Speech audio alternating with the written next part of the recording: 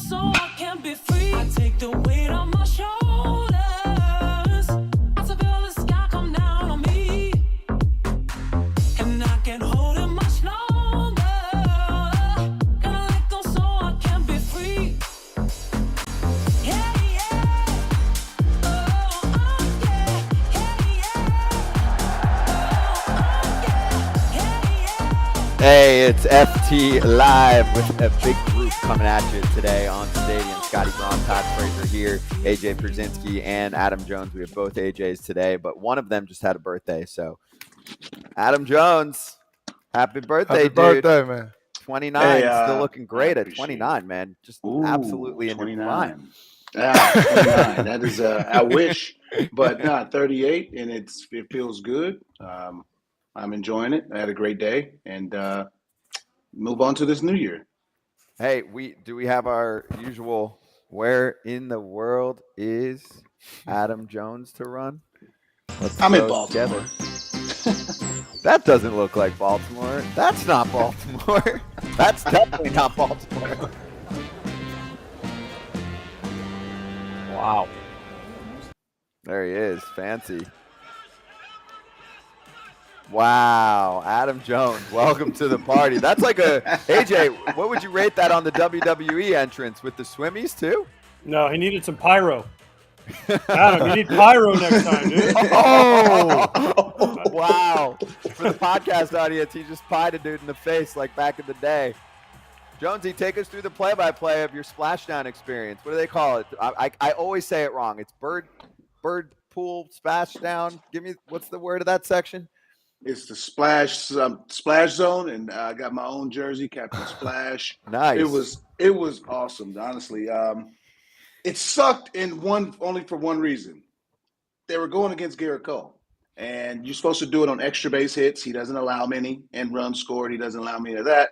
So they were like, "Hey, anything that is fun, do it." I said, "Okay." I think somebody got a single to right. Oh, we're spraying. Double play. Whoop, we're spraying. Fly out to, I think Volpe flied out to left center. Hayes took probably 3 or 4 steps. We're spraying. Why not? Because it was against Cole. The next day, they scored a lot of runs. And then Sunday night, obviously, having 7 runs in the first inning, that would have just been sitting there the whole time with a water hose. But it was awesome. Energy was great. The team is great. They're winning. They're a really, really good team, as I know everybody knows. And it was good to be back at Camden Yards. That energy in that stadium is back, and they know they have a good team. So, all right, so let's charge the mound and get right into the Orioles, since we'll eventually have Russ Dorsey to recap the trade deadline. Lucy Burdge will join us for some picks. Max Muncy in the second hour to tell us about what the Dodgers added, and Aaron Gleeman on the very quiet Minnesota Twins trade deadline. But as we charge this damn mound, Jonesy, I'm going to go right back to the birthday boy because you just came off of being at the ballpark. Did the Orioles do enough? I think that's always a question. It's a yes and no. I mean, as players, it's like, look, I'm riding and dying with the dudes that I've been with. I've been with spring training. We've been out to dinner. As now sitting back and, being retired and working the media side of it, you think of like, okay, could have we added Dylan Cease? Could have we added this guy? Could have they added this, here and there? Jack Flaherty, I think, is a hell of a move. It's great for him to get out of St. Louis, be refreshed, going to join a energized team, youthful team. And I think that it was a really good move. To get more, there's always, those kind of hypotheticals. But at the same time, it's like, do I need to get more? Because I'm going to ride with my guys. They could have got another offensive guy because Mullins and Hicks have been down a little bit. So you got to maybe shore up that. I think they were talking about who's the switch hitter, the center fielder from the Cardinals. But Dylan Carlson? Dylan Carlson. I think he was mentioned a little bit. And he's a hell of a player too. But I think they did because they want to ride in-house. But it's like on the other side of it is like, did they? I think they did. Time will only tell. AJ, you liked the Orioles trade deadline? I thought it was good. I didn't think it was great. I thought they could have added a bullpen piece. I think, Adam, let me ask you this. You were a player. You were a Baltimore guy. You love the Orioles, clearly, which, it was your team. Do you think they did enough to win the World Series? I think they did, and they didn't. Like, we got Andrew Miller. Someone was telling me the other day, it was like in 14, you were either going to be facing Andrew Miller or he's going to be on your team. Matt Moore was out there, but the Angels are going for it. I think if they got a strong left-hander to bridge that gap, because they have Cano and Bautista, who are just nasty itself, but to add a lefty to offset everyone else, like we had a Miller to get to Hunter and O'Day and Britton. So I think they did, but only time will tell, because Houston again is the team to beat, and you got to go through them, and they just added Verlander back. So would you? But would you? Here's my question: would you? Cano, and we saw Cano and Bautista. Bautista had to throw 2 innings the other day because their bullpen was a little short. Right? He did it. He made it through in Toronto, I think it was, and then Cano's been getting hit a little bit more now, starting to get a little bit more tired. Yeah, as Scott is saying, his arm is a little bit dropping. Todd Father's heard me say over the past 2 as weeks. he's getting tired. He's getting tired. I mean, he's getting tired. Yeah, because they've been using him because they've been trying to win. But they have so many prospects, right? The Orioles, and they have duplicate prospects, as we've talked about.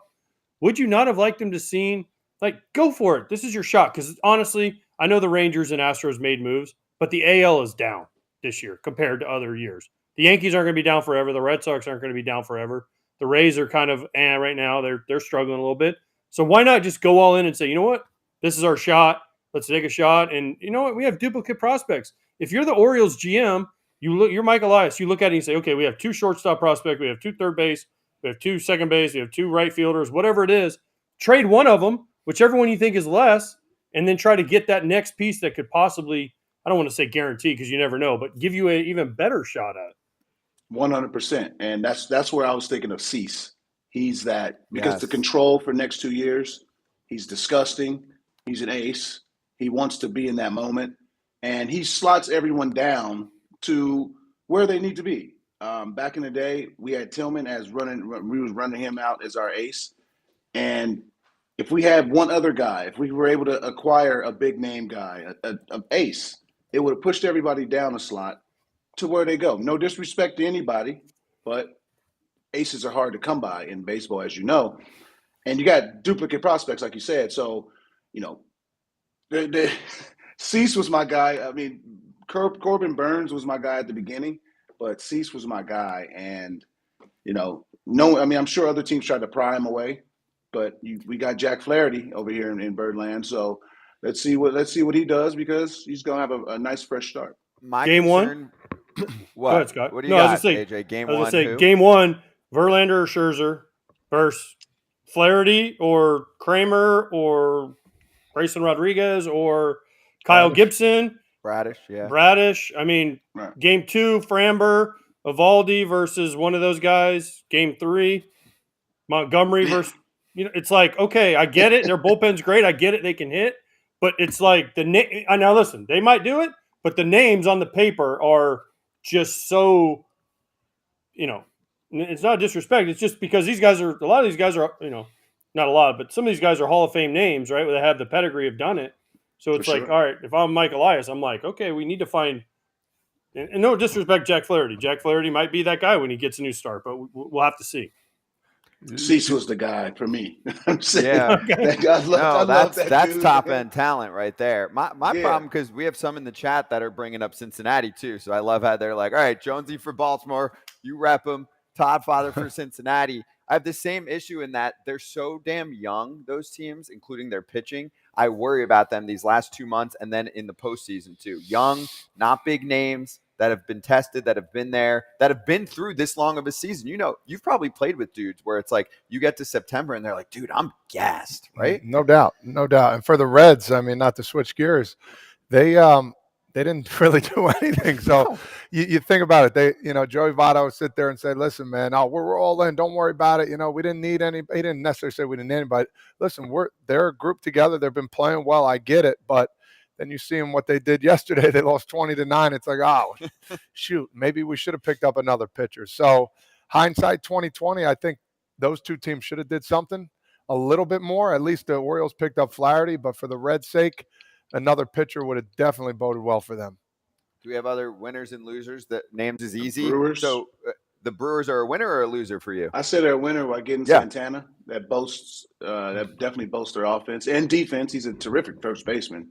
I don't think he gets enough credit for that. And Mark Canna They got and Canna. Andrew Chafin. Yeah, like that's There a we nice go. little deadline for them. That's a nice deadline because Chafin gets out them tough lefties late innings, and anything to bridge to get the ball to Devin Williams, you do. Where the hell were Todd and I just did an interview on another show. Where were the Twins? We're going to talk to Aaron Gleeman about them later, so we'll save most of that. Yankees, Red Sox. Who else were dead silent? Giants. The Giants hold the first wild card spot. Do they not believe in themselves to do nothing? Are they a perfect ball club? No. What the hell? Giants fans are freaking out, AJ. I mean, you played there. This is a big market team, and they're waiting, and they won't get a franchise player. Some of it has been them trying and failing in that regard. But now you're at the deadline. You've built up a farm system. Still nothing?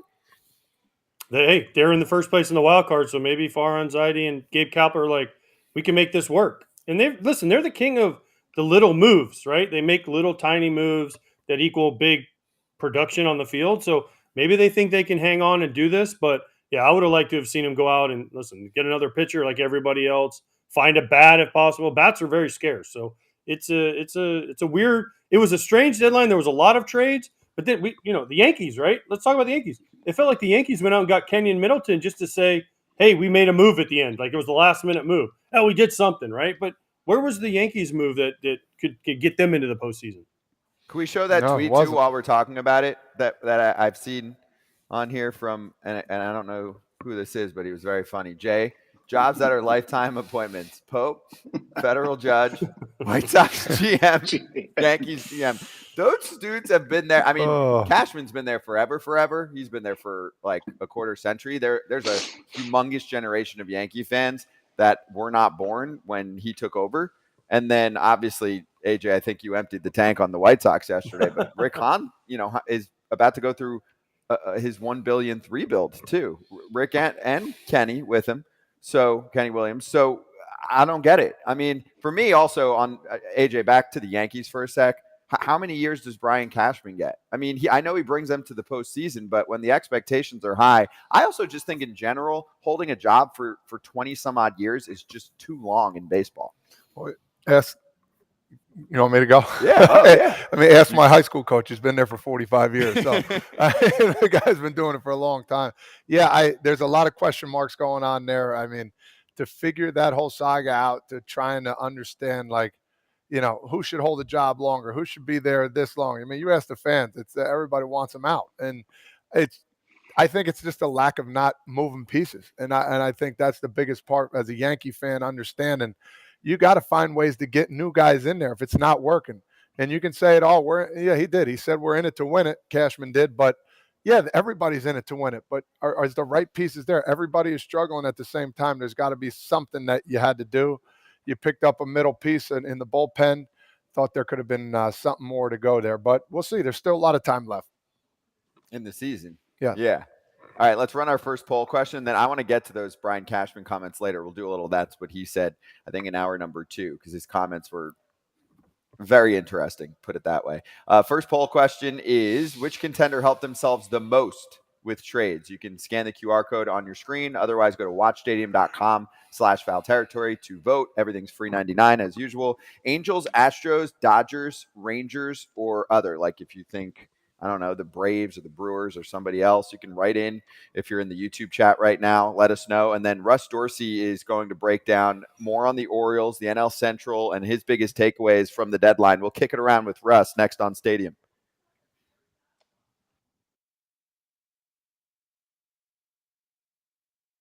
They were actually, like, I probably followed Cleveland closer than any other team when I was growing up. Our whole town loved them, and it was so cool. I'd get out of school and go to, a spring training game, see CC Sabathia pitch.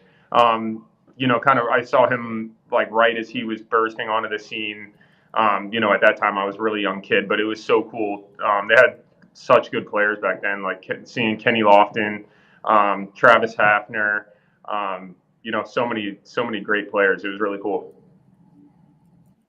That place was awful. Let's be honest. That place, that place It was absolutely awful. rough. You know, as I've gotten older, I can't believe that was a major league spring training place for so long. Till like 2008 was their last year there. Yeah, I mean, you're in like one of the great ones now in Mesa with the Cubs, and then you look back and you're like, gosh, as a kid, I went to Chain of Lakes where there was like one field and the stadium was falling down. When you're in spring training in Florida, you're like, I got to go to Chain of Lakes. You're like, oh, please God. Yeah, there's like alligators coming off the lake into the outfield on one of the fields. Yeah, it's crazy down there. And now back to foul territory.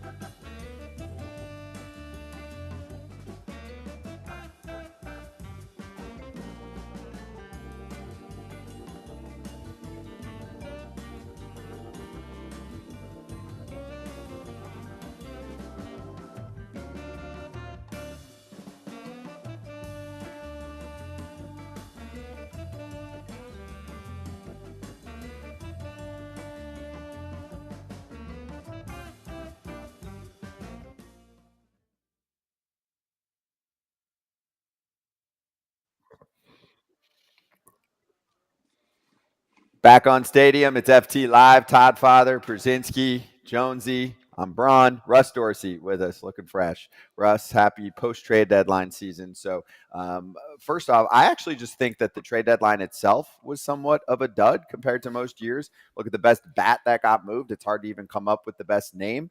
And also, if the Mets didn't decide to sell, it would have been one of the worst trade deadlines since I've been alive that I can recall. No Verlander and Scherzer. What are we looking at? Yeah, I think for this last week or so, you saw so many trades the days leading up to the actual deadline that you had a feeling that the deadline itself, there wouldn't be a ton of action. And it definitely felt like there were a lot more rumors and reports out there of what could possibly happen or transpire as opposed to what actually ended up happening. Right? There's a lot of, Dylan Cease could be on the move. There's a lot of reports out there that the White Sox are compelled to move anybody but Luis Robert, etc. And then guys don't get moved, and you're like, oh man, we were hoping for something at the buzzer. But I think the fact that we got the two major moves in New York with the Mets, with Verlander and Scherzer both getting moved in the days leading up to it, and obviously Verlander yesterday was the big one. I think that did still add a level of intrigue because you look at that Mets situation. And that's coming into the season. A lot of people are like, okay, I picked the Mets to go to the postseason. I know a lot of other people did, and to see where it ended up just 3 months later, after the season started, it's pretty surprising. Don't you think the Mets actually? I think they did good here in this whole situation with the prospects they got back. They talked about, Scherzer said it, talking about, they told me about they're not waiting for next year, 2025, 26. Then it came out. I think Epler came out and said the same thing. What is your case about that? Because I think the prospects they got is a really, really good find and really good for the Mets coming up in the near future. Absolutely. I would agree with that, Todd. And you look at, getting Luis Angel Acuña back in return from the Texas Rangers. That's a really big get. That's a guy that's turned himself into a top 100 prospect. You look at the prospects they got back in the trade for Justin Verlander from the Astros. And does it feel good to have to move those two guys? You're talking about two guys that have like combined 6 Cy Young awards. No, you thought you were going to be a team that competed for a World Series. You're not that now. And, I've had a GM a long time ago tell me, well, you don't want to waste a crisis. And the Mets were in crisis. And good on them for identifying that and not trying to throw money at what was a bad baseball team. And now you look towards their future. And I think a big part of it for me was, you're still going to hire a president of baseball operations this winter. And whoever that person is going to be, whether it's David Stearns, who a lot of people think is going to go there, or whoever that they decide that Steve Cohen decides to hire, you want that person to feel like, all right, we have clean books. We can go out and make the moves that we want to make, because maybe that person doesn't have the same ideology that Billy Epler has. And then you can go from there for 25, 26 and beyond. All right, Russ. So that's great and all, but why do you let Billy Epler do the fire sale then? Why do you let him trade for the prospects? Why do you lose what they give away, almost $100 million? What was it? It was close. It was crazy money they just gave away like we talked about yesterday. They bought prospects, right? But then Billy Epler comes out and says it's not a fire sale, but you trade away Robertson, Verlander, Scherzer, Pham. I mean, the list goes on of the guys. So why do you if you're Steve Cohen, why do you let Billy Epler run the fire sale? And now you're going to bring David Stern in with fresh books. But Billy Epler then tells Max Scherzer, we're not competing until 2026. If you're a Mets fan, and we have a lot of them, aren't you pissed? You're like, well, why don't we not wait and do the fire sale in the offseason and let David Stern get the players he wants instead of Billy Epler picking the players? I think you capitalize on that value right now. You know what I mean? Like if you're in season, you have a team that's not going to compete. You have a Tommy Pham, you have Scherzer and Verlander in a seller's market, because I think that was a big thing too, where as the weeks went by, you could tell like, all right, starting pitching is going to be expensive. You can really capitalize on where you are. To your point about why let Billy Epler be the person that makes those decisions. Well, one, somebody has to. Two, him and Steve Cohen had already sat down and talked about what the plans for that front office were going to be, and Billy Epler would be a part of that. And there wasn't this, he's a lame duck. And sometimes you have that where it's like, all right, the guy that makes these moves won't be the GM once we get to the end of the season. That guy gets fired or moves on, and then you hire the next guy. He's going to be a part of that front office from what we know and what Steve Cohen and they've told us. So you have to get started on your plan right now. And then when you decide who your person is going to be to run that front office, then you go into phase 2 of your plan and you say, all right, where are we as a team? How fast do we expect to get back to the postseason? And then because you are Steve Cohen and because you are the richest owner in all of Major League Baseball, if you say, screw this, we're going to throw money at this again, you can do that. Russ, did my team do enough? Everybody's saying, did they do enough? Could have got a left-hander out for the pen. Needed another starter. They got Flaherty. I wanted Cease. Who doesn't want him? Did they do enough? Adam, I think you and I both know the answer to that question. And it's no. And it's one of those things where you're almost disappointed because you look at the Baltimore Orioles and you say, all right, this is the best team in the American League going into yesterday's trade deadline. And you're like, all right, if they do something major and they have the prospect capital to do it, they can really set themselves apart in this push for the postseason, because just getting to the postseason shouldn't be the bar, right? It should be like, how can we make the deepest run possible to get to the or once we're in the postseason? And so for the Orioles, there was a lot of starting pitching out there for them to acquire. And I know Dylan Cease was the guy that a lot of people wanted.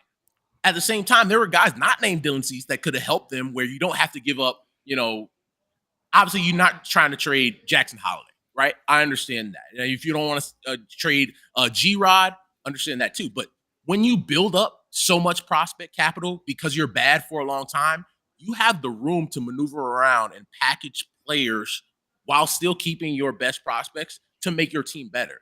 And I think something I wanted to ask you guys, if you were in a position where you're the best team in the American League and you've worked so hard to get to this point and you don't see reinforcements come in the door the day after the deadline, how would you guys feel? Both. I'm riding with my dudes, but at the same time, it's like the number one goal is to win it that year, not to win it the next year. No, the projection, that's for projection people.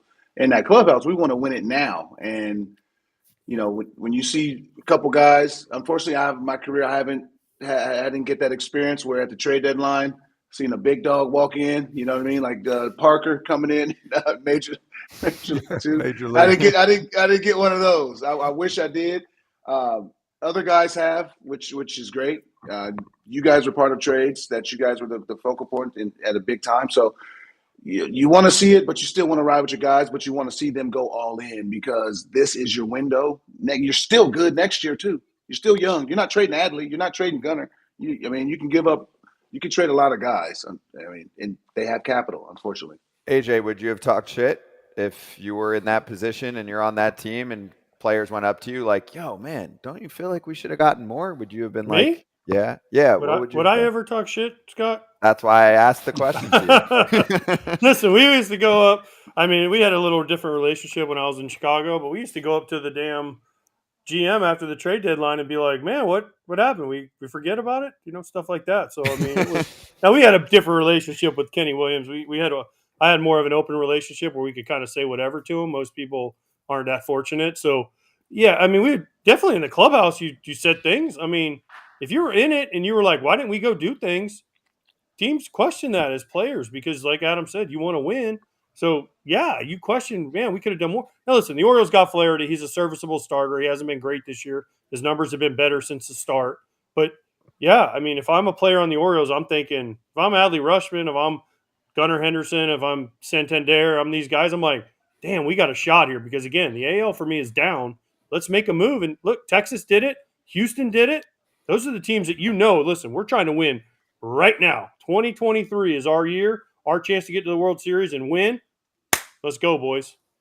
Yeah, for me, I mean, when I was with the Mets, uh, he was at the tail end of his career. But Bautista, when he came in from Toronto, I thought that was, one of the cooler things to see. A big guy like that walking in. And I've never met him before, and that's the weirdest thing. And I've never been that close to him. But when you see him, I think of, Bautista. I'm looking like he's not that tall of a guy either, but he's big in stature with the way he hits the ball and stuff like that. But I've been on both ends of the stick. I've been the third guy that gets traded most likely, so the other team didn't get the two other pitchers, Canely and Robertson. I know I wasn't the main piece on that. So I'm walking in behind both of them in the locker room and see CC Sabathia. What's up, big dog? Good to see you. And I went to my locker. So it's like, you know who you are in that aspect, and you got to be real with yourself for sure.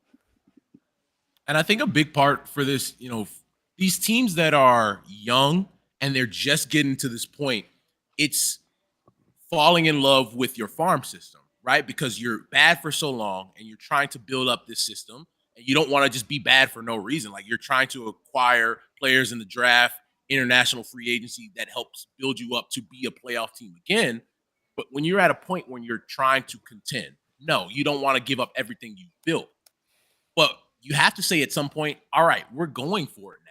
And it can't just be about 2024, 2025, 2026, because as you guys know, as I know, Scott, as you know, none of this is guaranteed, right? Like you could have the number one farm system on paper and maybe one of those guys pans out, or maybe none of those guys pan out, or maybe a handful do. And then the others are, they kind of fizzle out. Maybe they never make it to the big leagues. So to look at it in totality and say, well, we can't really mortgage the future, understood.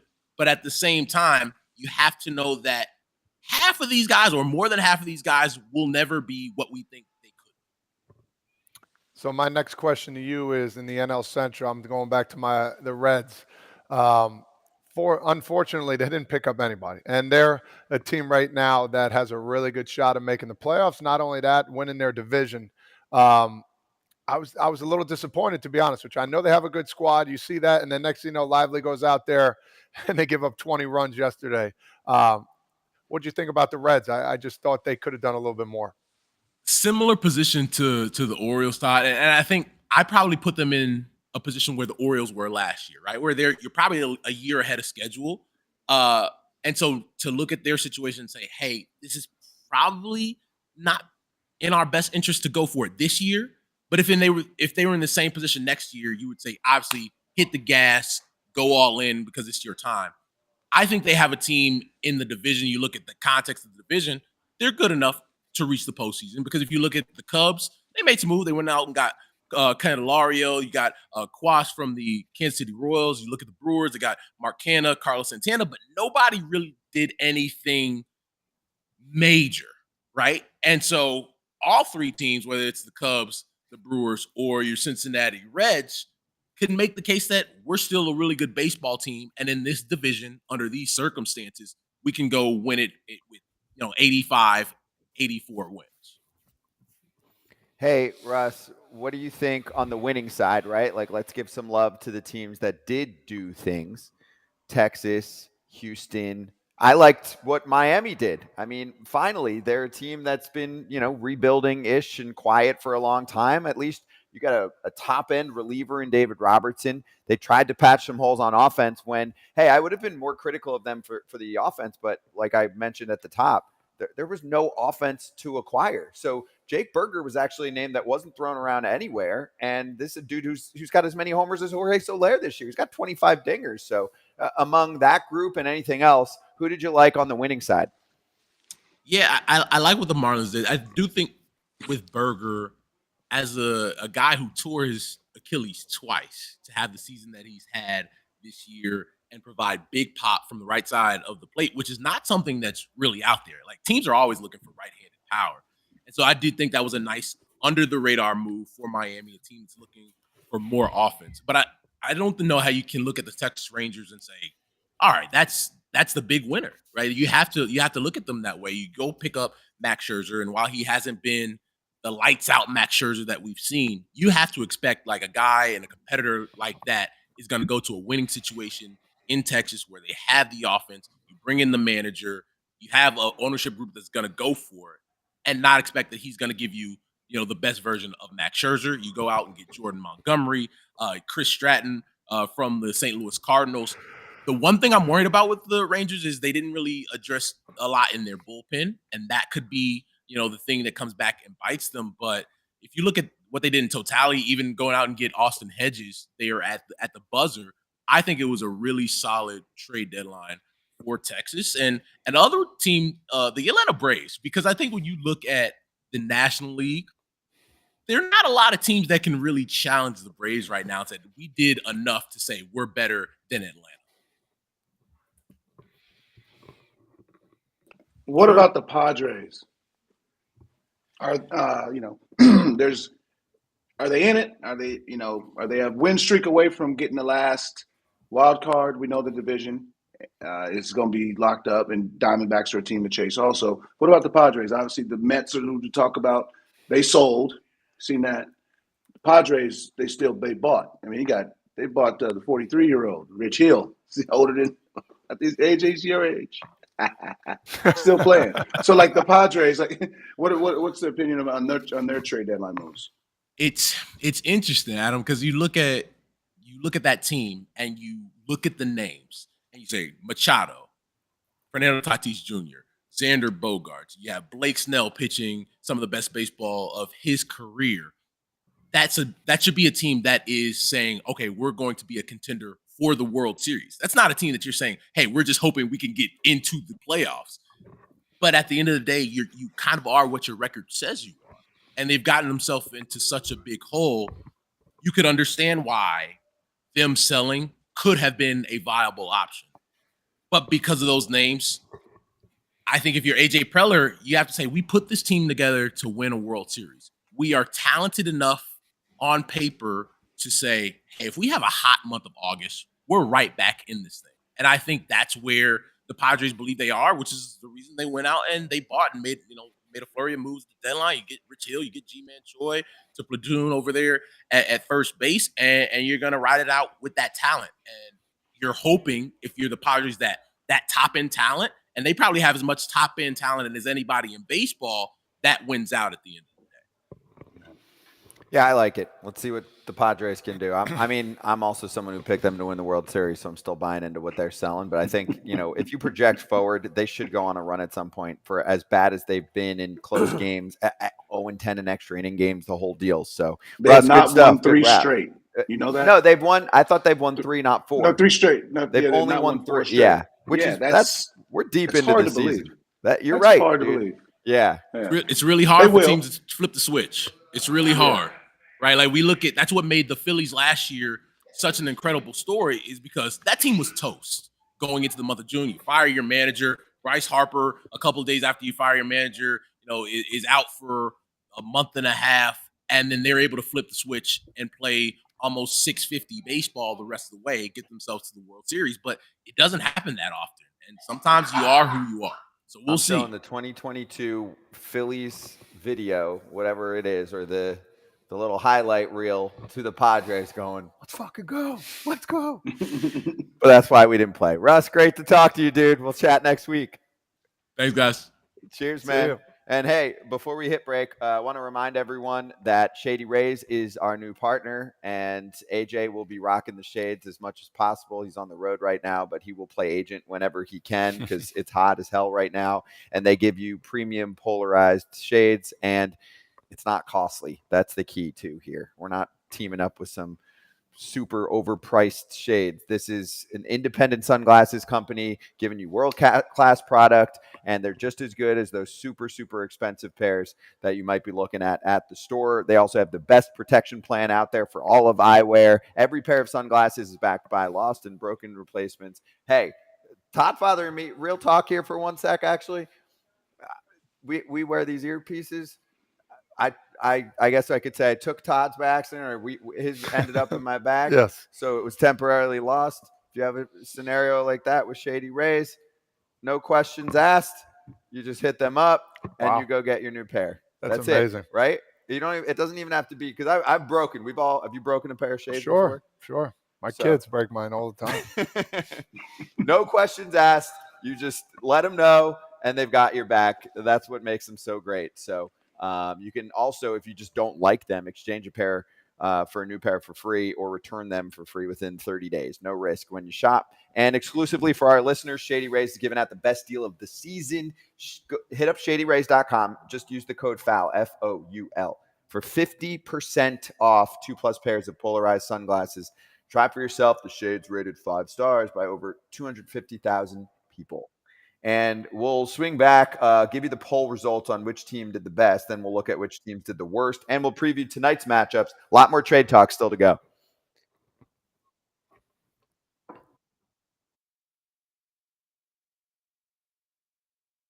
The Braves have a theory. 2 catchers that are capable of starting games for long stretches. One happens to be a star now in Sean Murphy, but he only catches about 2/3 of the time. And the Braves are thriving from it. If you look at the numbers, the thing that stood out to me was Dave O'Brien posted that at the catching position, the Braves rank first in homers, on base, slugging, and OPS. That's good. Yeah, I mean, whatever they've been doing, they've been doing a great job of managing the team, putting together great signings, and like I said, they find a way to just keep the team flowing and keep it strong every single year. And I mean, paying dividends right now because they're playing well, and they're a lot of fun to watch for sure. The thing about the 2 catchers is they want their starter. I mean, I saw Travis d'Arnaud a couple weeks ago.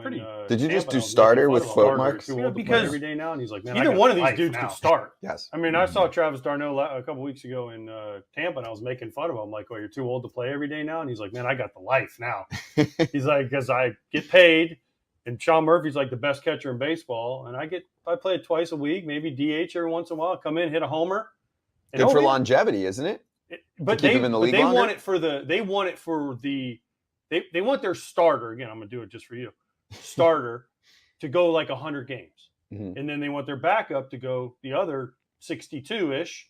And then you can mix and match. You can, pinch hit, do whatever you need to do in between. It might not be 162 if someone gets hurt or whatever happens. But that way it breaks it up. They think it keeps them both fresh. And now with the DH, like they've been DH Murphy, they DH d'Arnaud. So it's a good plan if you can find 2. Now, the Braves are the only team that has 2 that can do this. The Phillies, they're running Real Muto out there 150 games this year. Why? Because they don't got, their backup guy is, I think, Stubbs, right? And he's serviceable, but he's not Travis d'Arnaud or Sean Murphy. So that's what you run into is not a lot of teams can find, a lot of teams have a hard time finding 1 catcher, but to find 2 catchers of this quality is almost impossible. And now back to foul territory.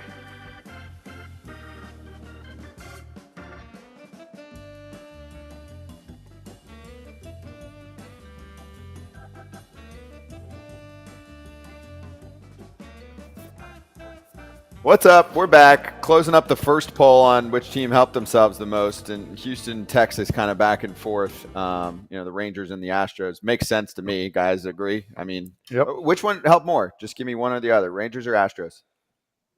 Rangers. I'm going to go Astros. All right. I think Verlander's better than Scherzer this year. And I love Kendall Graveman. Definitely more than Chris Stratton.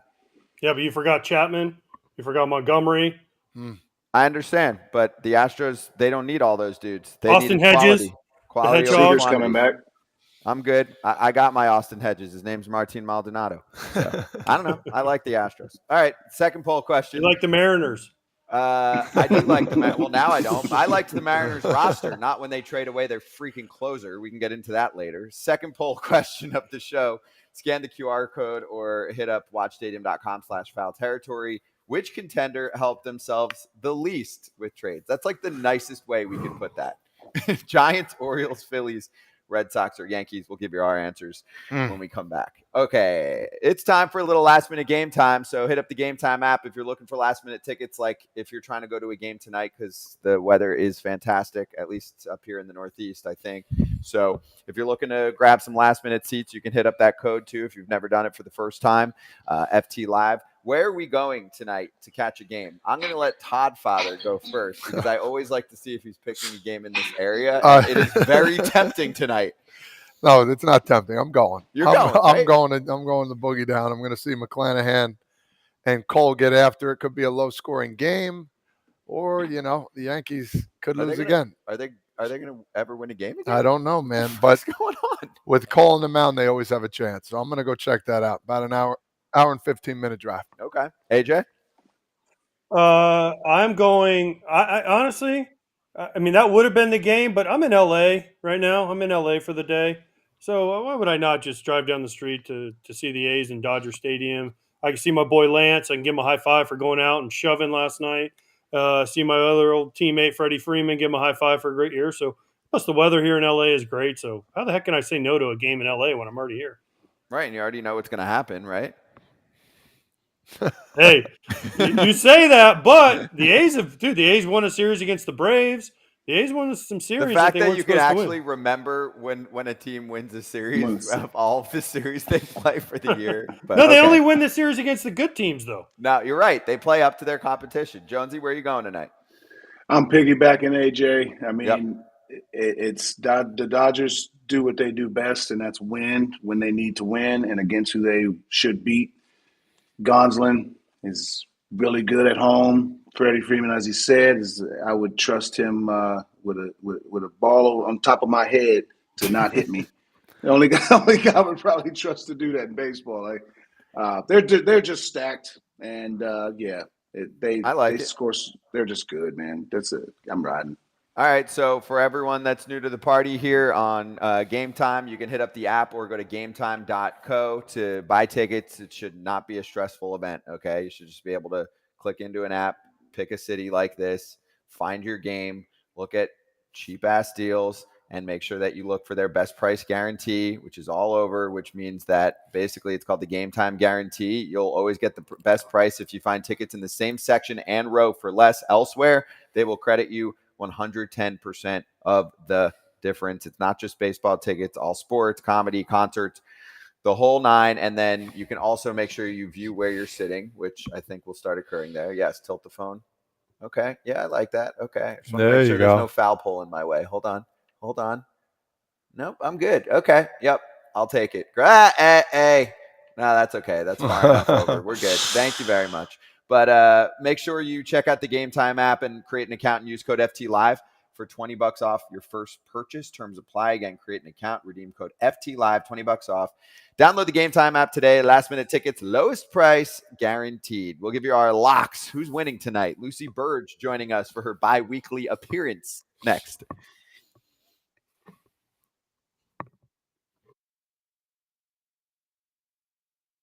Our friend Mike Petriello laying out what we were talking about. I believe it was in yesterday's show, how good Acuña is this year, running away with NL MVP.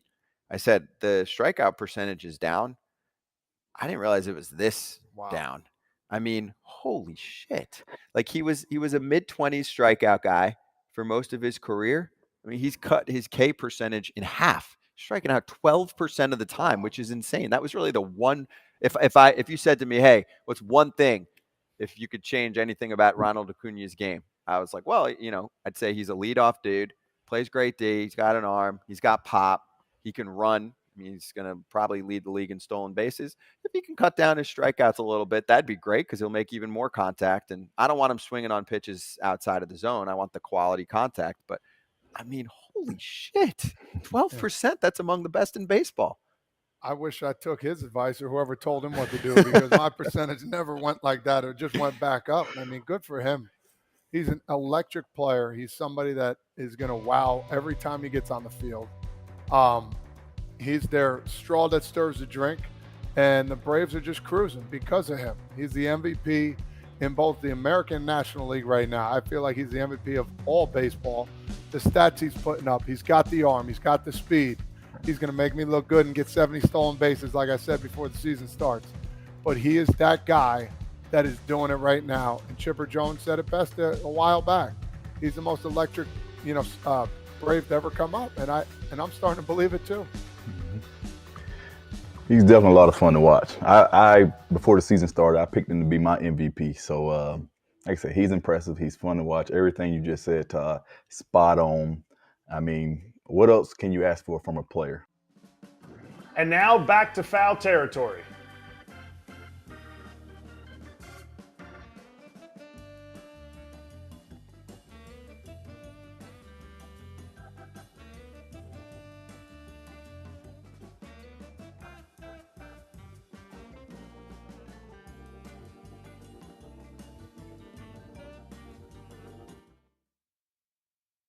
Needs help. All right, we're back. Let's get ready to rock here with some picks. BetMGM is also hooking everyone up with the MLB free game of the day streaming on the BetMGM app. So if you can't be like Jonesy or AJ and hit up the A's Dodgers in person, there's live streaming available to all BetMGM customers who are logged in and have funded accounts. And we all know in baseball, probably the biggest problem business-wise for the sport is the amount of fans that are like, I can't watch my team, or I'm blacked out in this area or whatever. So you can hit up the BetMGM Sportsbook app and you can watch A's Dodgers for free. Okay, let's get to our locks. Lucy Burdge is back right after the trade deadline. Lucy, great to see you. How are you? And real quick before we get into our picks, I always see your tweets about the Red Sox winning the World Series. Do you still feel that way after we couldn't find their front office yesterday? Yes, well, hello. I do. I am 100% still all in on them to win the World Series. They are a playoff team.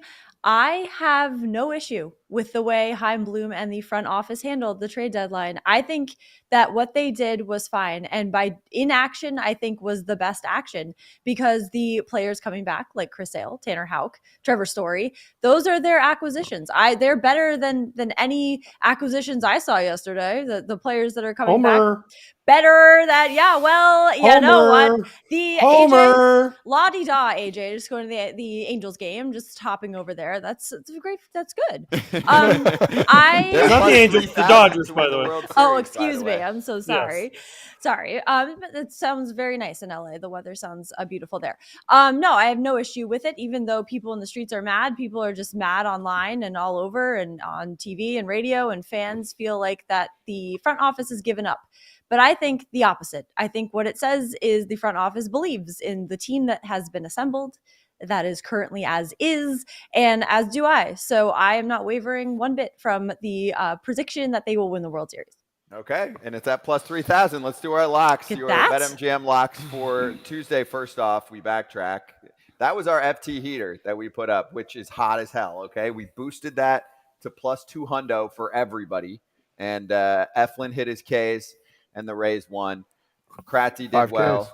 Yeah, 5 Ks. Angels were plus 210 on that money line? They were. That's why I took a chance. Yeah. Not a good one. And AJ with the Ks. All right, so money bags, we're all still in fantastic shape, including Jonesy. Look at that. And Jonesy, 6-4. Everybody is either well up on the need to play more. You need to play more. Well, you're about to go on a run this week. So, Lucy, we are good. Doing quite well this year. We keep receipts every damn day. So you want to start off with your pick? Oh, I sure do. I'm going with a home run prop, so hopefully I will be up some money as well. Home run prop on Ryan Mountcastle to hit a home run against the Blue Jays. I got this at plus 450 at BetMGM.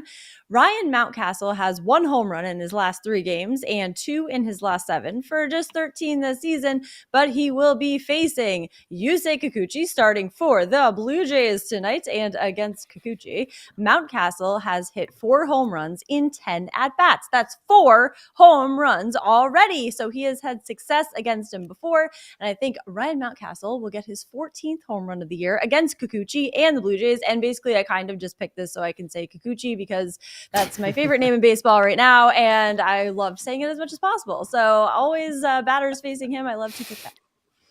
That's awesome. I'm going to go with the same game with you, but I'm going to take the over in the game as well at 8.5. I'm going to take the over in the Orioles Blue Jays game. I think there's going to be a lot of runs scored. Simple as that. -110. I'm going to put 300 or 330 to win 300. Yes, a grand slam for Mountcastle will help get the over on that. Love that. Yeah, you guys are rooting for basically the same thing. Let's do it. AJ, what do you got? I am going over in the Garrett Cole, Shane McClanahan 7.5. I wanted to pick Brian Bayo because, but he's not We're pitching Bayo today. people. Yeah, we're just, but unfortunately, he's not pitching today. So, and when Lucy comes on, we usually pick Bayo together. So, I'm taking the over. Garrett Cole, it's only 7.5. So, I mean, I see this 5-3. The Rays do hit Garrett Cole. That's one thing people don't realize. If there's one team that hits Garrett Cole, it is the Tampa Bay Rays. And McClanahan, he's been okay, not great since he's come back. So I think in Yankee Stadium, Yankee fans are going to be pissed. Yankee team is going to want to show out. And I think it's a 5-3, something like that game, and gets over. I like that. We can hold hands on that one as well, AJ, because I like that one too. Okay. What about Jonesy? Are we love telling Jonesy too? I'm riding with the Dodgers 2.5. I mean, at home, again, I respect everybody. I respect the A's. The Dodgers at home, they just score too many runs, and they're just going to run away with it. I'm simple. I like the simple dubs. Yeah, and they got to win by 3 or more, but you're at plus money. 3. Plus yeah, a hundo. plus money. I like it. All right, Yeah. so I'm going to keep going after the Phillies right now. I just think they're going to be one of the better teams these last couple months of the season. I think their offense is going to heat up. Plus, they've got Wheeler tonight. For me, when I'm looking at a money line game for them at -125, that's about the highest I usually go. Braxton Garrett against Zach Wheeler with the Phillies playing well and handing them losses in the first 2. To me, it was too tempting not to get after to lay down 125 to win a hundo. So, and the Phillies also do pretty well against left-handed pitching. So that's my lock. And look at this. First time ever with 5 on the board. It looks like, Lucy, like you're leading the V. You're like the look leader at that of plus the birds. number. Bunch of winners there, I think. That looks like 5 wins. Looks like a clean sweep to me. I love it. Let's So go, those are your Mountie. locks. Let's go. And the Yes. swing for the fences game is on. Log into the BetMGM Sportsbook app on iOS or Android. Play the BetMGM MLB free game up until September 7th. You can be a batter, pick an area of the zone, and depending on that area of the zone you pick, you'll get something like a single, triple, homer, pop out, whatever, right? You'll get the result of the play, and the prize received will be associated with that hit. You can play once a day. Prizing must be used on MLB and expires in 24 hours. Lucy, change the subject for you before we let you go. Yes, please. I recently saw a video of you pitching because you pitched in college. Which one of us 3 would you strike out first? Todd, me, or Adam? Ooh. Okay. Oh, this is a tough one. So I pitched in high school, but I still think I could do it. I would say AJ. Okay. I think fair because I enough. would Which want it the the most. I would want to strike you out the most. Me. She Yes. likes you. Me. Okay. Oh, yes. Yes. That AJ. Don't Yeah, but miss. Pierzynski was a pretty good contact guy, right? I could Not- bunt not- with the best. I could do the running drag bunt to first with the best of them. Yeah, if you could even see my pitch, though, it's so That's fun. a good So point. Ooh, that's that's a good it. It point. would be really tough to get any contact against that. Did you have secondary stuff? Like, did you have like a curve or a slider or anything? I had a changeup that I was Nice. workshopping at the time that I went to college and did not pitch anymore. But I had a fastball and a changeup, and I did throw a no-hitter once. So against a rival prep school. So it was really intense.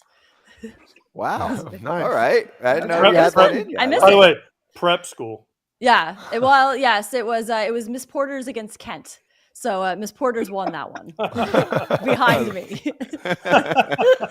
Luce, I got a question for Lou. Yeah. Do you have a game today where you're feeling like, all right, this might hit here besides a home run prop? Is there any games that you're like, all right, well, I'm feeling really good about? Or one of Yeah, our Red Sox cases money that you line. like to tell. Yeah. Red Sox money line? Is Red is Sox, but oh, also Tristan Casas to get a hit. So Okay. I'm all in on Tristan Casas this season. He So has I am- changed, and I Yes. know you watch a lot of Red Sox. I mean, he had for me, it was one of my favorite prospects over the last few years. And I know, he didn't just totally hit the ground running, but he's really been picking up the pace lately, huh?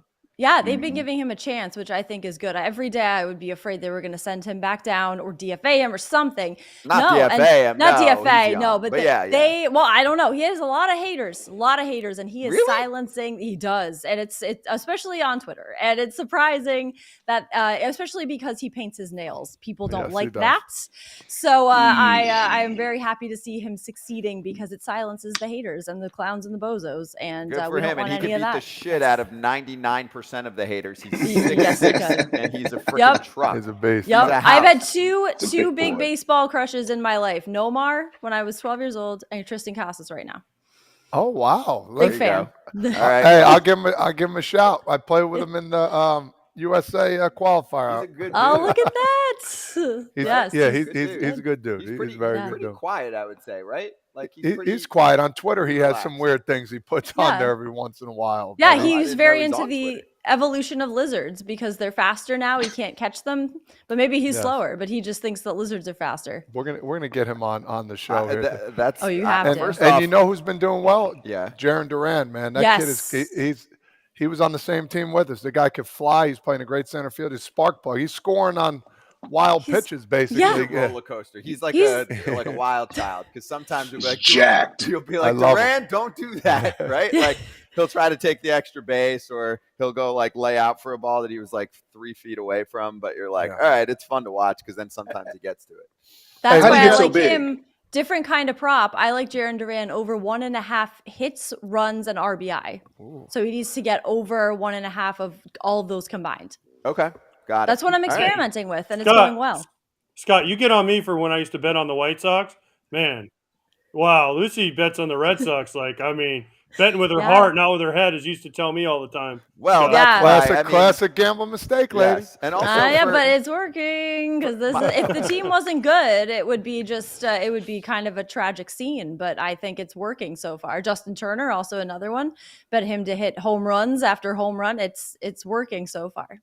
yeah, no, you're right. The Red Sox offense has carried them, right? And it's been a better offense than I think most people expected, and that's why they're hanging around the wild card situation right now. I still do think that we should make sure, because you're up there, that the front office has a pulse, but you're telling me they do, that they're still alive. So as long as they are, that's fine. We'll see what they do these last couple months. Lucy, thank you.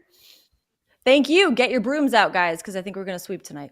Hell yeah. Let's sweep it. That's it for us on Stadium. Flip over to Foul Territory YouTube.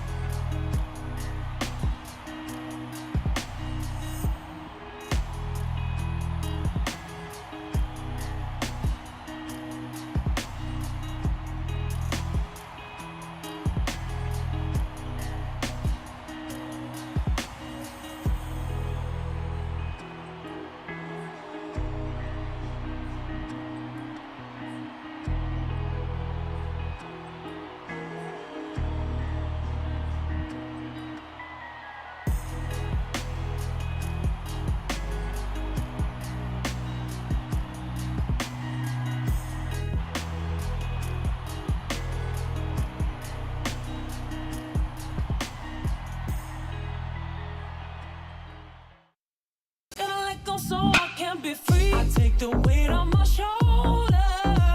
I feel the sky come down on me, and I can't hold it much longer. Gotta let go so I can be free. Yeah, yeah. Oh, yeah. Yeah, yeah. Oh, yeah. Yeah, yeah. Let's do this. Hour number 2 of FT Live. Braun, Pierzynski, Frazier, Jonesy, and Max Muncie of the Dodgers joining us soon. What do we think of the Dodgers deadline? And really, the number one part of it was they were about to go, boom, little extra pitching help, and you could call him maybe this year a number 2 starter, Eduardo Rodriguez. And He said no AJ's thanks. favorite role play game. Ready? I'll be Eduardo.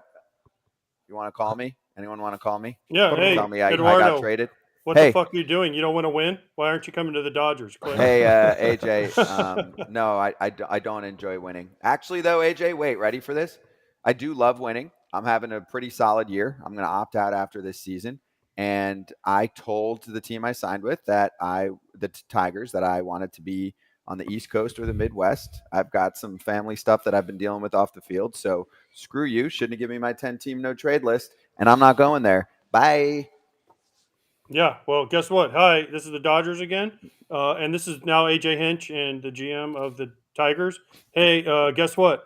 Yeah, guess what? You can opt out. We're not pitching you. Good luck on free agency. Click, because I don't care. You can suck it up for 2 months and try to win a World Series, because who the heck as a player doesn't want to win a World Series? Adam, would you have liked to win a World Series? Todd, would you have liked to win a World Series? Hi, Okay, this is one of the family members of Eduardo. We're trying to save money on taxes here, so we're going to stay in Detroit. Yeah, screw your taxes in California. I mean, I'm not going. Give me more money and I'll think about it. Okay. Oh, shit. I'm for the people. I'm for my players union, and I got a no trade clause, and I'm fucking Jonesy, you understand, man? Them taxes Jonesy, are a mother pick up out the there, phone. man. Get in here. Jonesy, Hey. you're my agent. Pick up the phone. Help me out. Hey, Poppy, what's up? Do you want to win or what? It's only 2 months. No. We opt out, we go back east. It's only 2 months. It's a few million. It's only 2 months. But agent, you gave me a 10-team no trade clause, and we talked about this. I've got issues. I don't want to go out west right now. So that's why we built this thing. Maybe you go California. Maybe he help you out. Okay, wait. That's the way he says it. You sound like every single one I know, man. Remember when back in the day when I was on the Orioles and they traded me for Andrew Miller? What about the Orioles? They didn't do that much, and I feel like they could use me. What about the Reds? They're in the Midwest. I could hang around here. I could help that rotation out. Why don't the Tigers work a little harder and find some other trade scenarios? Good point, Poppy. Boom. Let's go. Because it doesn't work like that. Yeah, I mean, he should.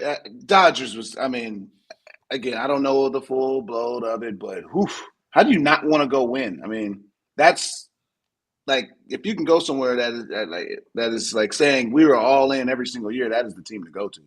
How do you think that a player like that is received? And again, like he missed a lot of time last year with some personal issues, so I do want to give him that benefit of the doubt. But at the same time, I know not every player's best friends with him that plays with him. So would he be like not received well, or would players be like, what are you doing? Whether it's on the Tigers or on the Dodgers, we'll ask Muncie about it. I think as a teammate, you're like, oh man, appreciate that. I don't know what you were thinking, but good that you're staying home with us. I don't, maybe there's something else going on. You talk about family, maybe there's something else that we're not seeing, but you see these big names, Verlander and all these other guys, or Scherzer, to name a couple, like they wave whatever they want to wave and they want to win. So that's the confusing part. Is he complacent where he's at? And it looks like it. AJ, would you have said something? I probably would have sat him down and been like, listen, are you opting out at the end of the year? And he's probably going to say yes, right? So then I would say, all right, here's the deal. I understand. And again, we don't know the whole story, so I don't want to jump if there's something really bad with his family, praying for him and hope everything works out. But I'm saying to him, listen, dude, like you got a chance to go win a World Series. I understand Red Sox, you already got your ring, but dude, like you got a chance to go to LA and win another one with the team, and maybe you might like it enough.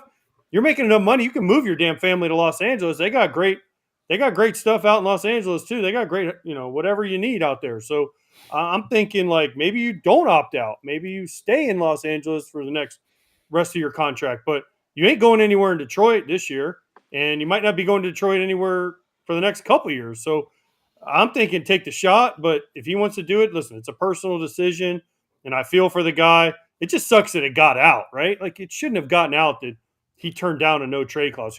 Whoever leaked that is the guy that I have a problem with, because this is a personal decision. It shouldn't have gotten out. And then, of course, we're like, oh, you want to go win? But again, we don't know it all. But I would have been like, yep, hello, LA. Yeah, and we had Britt Giroli on our show yesterday, on our trade deadline show, and she said, I knew that already, that he would opt out for the Dodgers, but she was like, I wasn't releasing that. So she's like, whoever told the sources that, enough that they felt comfortable releasing it, okay for them. Let's bring in our next guest, Max Muncie of those Dodgers, joining us on FT Live. Max, what's going on? I don't know if you caught maybe the tail end of this, but we were just kicking around. Thoughts on how you guys, we'll get into the guys you did receive, which is fun. And we talked to Kike the other day, but thoughts on the story with someone like Eduardo Rodriguez. We don't know everything going on in his personal life. He also has the right with a no trade clause, but what was the reaction from you and the ball club to not get that, last piece of the rotation that the Dodgers had agreed to on a trade? Yeah, it was a little puzzling at first, but we have a lot of guys on our team that know Eduardo, and we kind of know a little bit of what's going on. That's not for me to say, obviously, but that was his right to turn it down, and that's what he did. So we got to move on with the guys that we got, and we feel like we got a really good club over here. So let's go over what you did receive. So your thoughts. I don't know if you want to go player by player because you know some of them personally already, and if not, you're getting to know them. You guys made quite a few moves in terms of quantity. So what do you think? Well, yeah, we brought back Kike. Obviously, he's a great clubhouse guy. He's been here in LA before. He fit right in. I think there was the video came out of the first day back on this team. He's dancing in the dugout. It clearly took him a long time to adjust back to the Dodgers. We brought in Ahmed Rosario, who kills lefties, and so far it's exactly what he's been doing for us in just a couple of games. We've always liked his game from the other side, and so to get him over here, it'll be fun to play with him. And he's fit well into the clubhouse right away too. We've heard a lot of good things about him, and so far it's been great. And we brought back Joe. I don't think there needs to be anything else said about Joe. He's great. He's nasty. He's going to do everything we need him to, and he obviously fits great with the team and with the fans. They love him. And then last night we got a good taste of what Lance is going to give us. Hey, let me ask you this question about trades as well. Like when you hear your name getting thrown out there, then you hear maybe Arenado's coming, man. What goes on in your mind? When you're talking with family members, do you ever think about that, or are you just like, whatever, it is what it is? Well, it was when those rumors came out, it was a rough day for the family. They they kind of started freaking out a little bit, but Andrew talked to me pretty much right away, and when those rumors came out, and he told me the whole deal, and he explained to me, and so we knew we weren't going anywhere. And that kind of eases your mind a little bit when the president's talking to you like that. So it's we weren't too worried about it. How nice is it you can go talk to the president, though, and say, hey, Andrew, is this bullshit or what? Like, am I getting traded here? Like, what's going on? You can walk into the president's office and say, hey, Andrew, am I getting traded? And he looks at you and says, no, Max, it's just rumors. But still, that's a pretty cool feeling as a player, right? Yeah, that's and that's one of the great things about this organization is we have that kind of transparency up and down, from the manager to the GM to the president. It's a good relationship with everybody. And I know sometimes it can make their job a little bit harder if they do have to move somebody, but at the same time, it could also make it easier because they can be straightforward and be like, hey, here's what's going on. Here's what we think. Here's what might happen. Here's what won't happen. And everyone has a clear head about it. And it just kind of makes things a lot easier and smoother. And, that's something that I've always really loved about being over here with the Dodgers is I can talk to Andrew about anything. And, I know he's going to give me a straight answer. He's not going to, give me some fake answer that's made up to make things easier. He's going to tell me exactly how it is. How does it always feel to be buyers, though? Like, every year, you're in it. Like, how does that feel? Every year, like, we're going to get somebody. We know we're going to get somebody. You got Lynn. You got, plethora of guys. Like, every year, I only had a couple years of that, unfortunately. But every year, y'all are in it. Like, how does that feel? Yeah, it's a lot of fun. It's I talk about it all the time, and I talk about it all the time in spring training.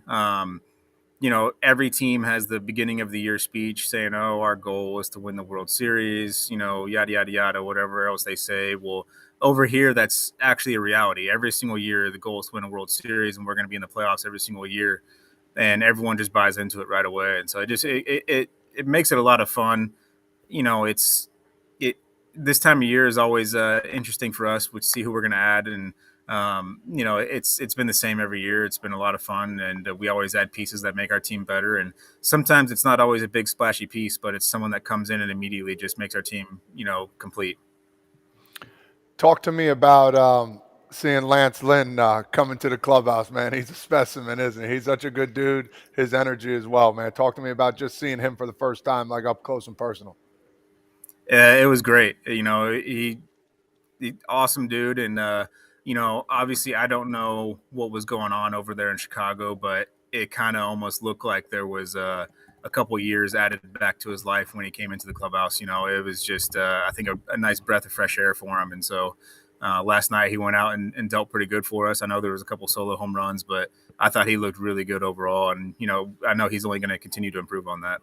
Yeah, and you already saw a pretty significant change in like his pitching plans too, which I know the Dodgers do so well. So they were, I think Lance was ready to go with that. It's like, all right, let's talk through a strategy and a game plan here. Let's try and switch things up just a little bit, because he had already been starting to do that with the White Sox. But the other thing, of course, because I watched almost all of that game, you've got like just a great seat for Lance. Just this is actually perfect, just screaming, cursing, doing his whole thing. So how does that look up close and sound, and does it get you fired up? Oh yeah, I love it. It's one of those things where, whenever he was on the TV in the clubhouse, we'd always be watching, be like, oh man, I hope he strikes this guy out. We can't wait to see what he does. And to get to see it in person and to be on the same team as him doing it, it was a lot of fun. Hey, tell Lance, Max, he looks good in all white. No, he does not. Tell him I said it brings me back to when we played together. No, dude, listen, Lance and I have that relationship. I know. But it's like Max, right? He loves the Dodgers so much, he wears Dodger blue even at home when he's not playing. So he has the Dodger blue shirt on. So he went up to Andrew in his Dodger blue. He's like, look, I don't want to go anywhere. I'm here. But go out with Lance, have some beers with him one time, Max, and just see what kind of guy he is. Because how many F-bombs did he drop last night? I mean, he grabbed his nether regions a few times after strikeouts, and then he just goes. I mean, it's the best. He turns. He doesn't do it to the hitter. He turns around, does it, and then just goes fudge as loud as he can. I mean, he's one of the best teammates I've ever had. Yeah, he was great last night, and he's only been here a couple of days, but all the guys love him already, and I can't wait to spend the next couple months with him and compete with him, and I think he's really going to love it over here. He's going to love what we're all about. Max, what did you think of the rest of the division in terms of the trade deadline, right? So you've got some pretty good competition going on right now with the Diamondbacks obviously playing pretty well this year, and they get a guy like Sewald, and they got Pham. The Padres have been underperforming, but they didn't sell, even though some people thought they would. So what did you think of like what the rest of the division did these last few days?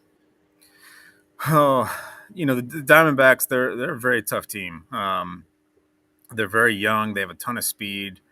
They got great starting pitching.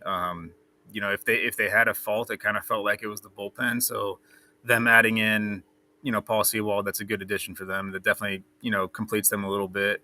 With the Padres, it seems like they just keep adding people. It seems like they have a roster of 40 people over there. We don't know how they're doing it, but ultimately, at the end of the day, we can't be worrying about those teams, though. We just got to worry about ourselves and just go out there and play our game and take care of business our way. One more, because I forgot to mention, because why would I when they didn't do anything? The Giants were completely silent. Just obviously, I'm not going to have you like take me through their transactions and their team, but more from a player perspective of if you're a team they're currently in a wild card spot, right? Just like you're in a playoff spot, and your front office added nothing for you. Would you be a little bit pissed at the front office? Like, I know you don't want to see any players on your own team go, but still, you've been on enough winning teams. Don't you want to see somebody new come through the door so it shows that, front office ownership, the whole deal, they're like, yeah, let's fucking go this year? Because almost every team that wins a World Series makes ads.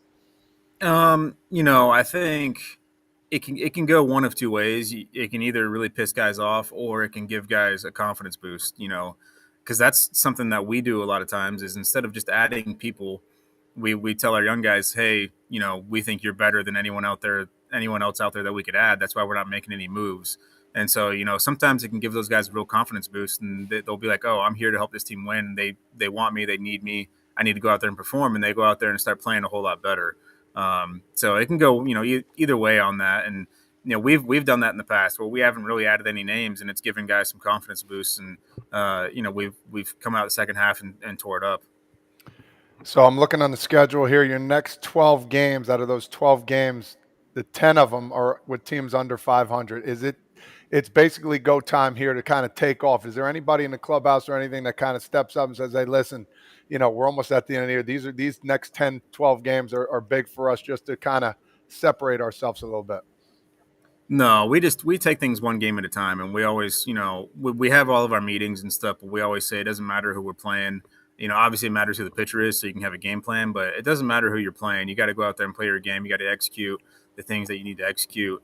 From the pitching side, you need to make your pitches. Defensively, you got to make plays. Offensively, you can't get out of your approach. It doesn't matter what the other team is. If you go out there and just do those things every single day, try to win every single pitch, then you got to trust the talent on your team. And for us, we feel pretty good that we're going to come out on top every single time as long as we execute our game plan.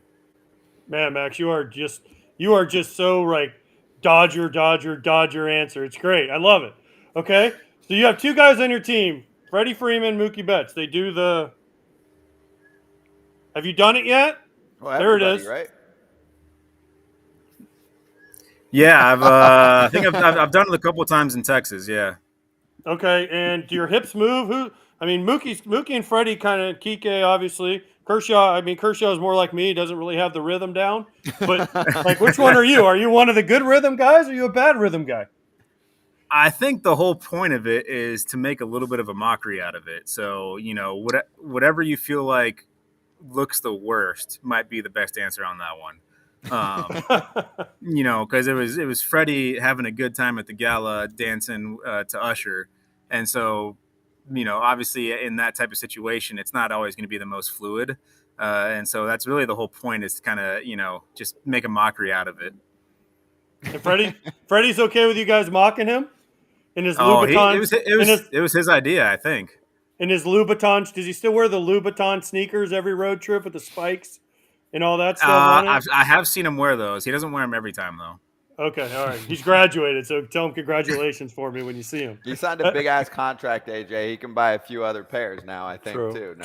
Yeah. He used to get on him because we had Terry Pendleton and we had some older school guys, and one of the Braves dress code was no sneakers. It's all changed now, obviously, but he would wear Louboutins with the spikes on it, and he'd come in, and Terry Pendleton would be like, dude, those are sneakers. And the rule was if you couldn't play basketball in them. So Freddie's like, I'm not playing basketball in these, so I can wear whatever I want. He's like, they have 2-inch spikes on them, Terry. I'm going to spike you when I dunk on you. So it was the running joke with the Braves for a couple years. Yeah, Freddie loves telling that story. He, because they didn't have heels on them, and then you can't play. They were tennis shoes, and so he likes to say that he couldn't play tennis in those. Hey, are there any team rules like that the Dodgers have that are unique? I mean, not obviously the Yankees facial hair policy, but are there any things that, like, whether it's a team rule or just like the vets have where it's like, oh, you don't do that? Our guys last week were all over Sal Frelick. We get a lot of Milwaukee Brewers on this show too. And when he had his call-up video, he was in the clubhouse ripping through some spread with his shirt off. And they were like telling all the current Brewers, they were like, don't let him do that in the current clubhouse. They're like, we don't want no nipple hair in our food.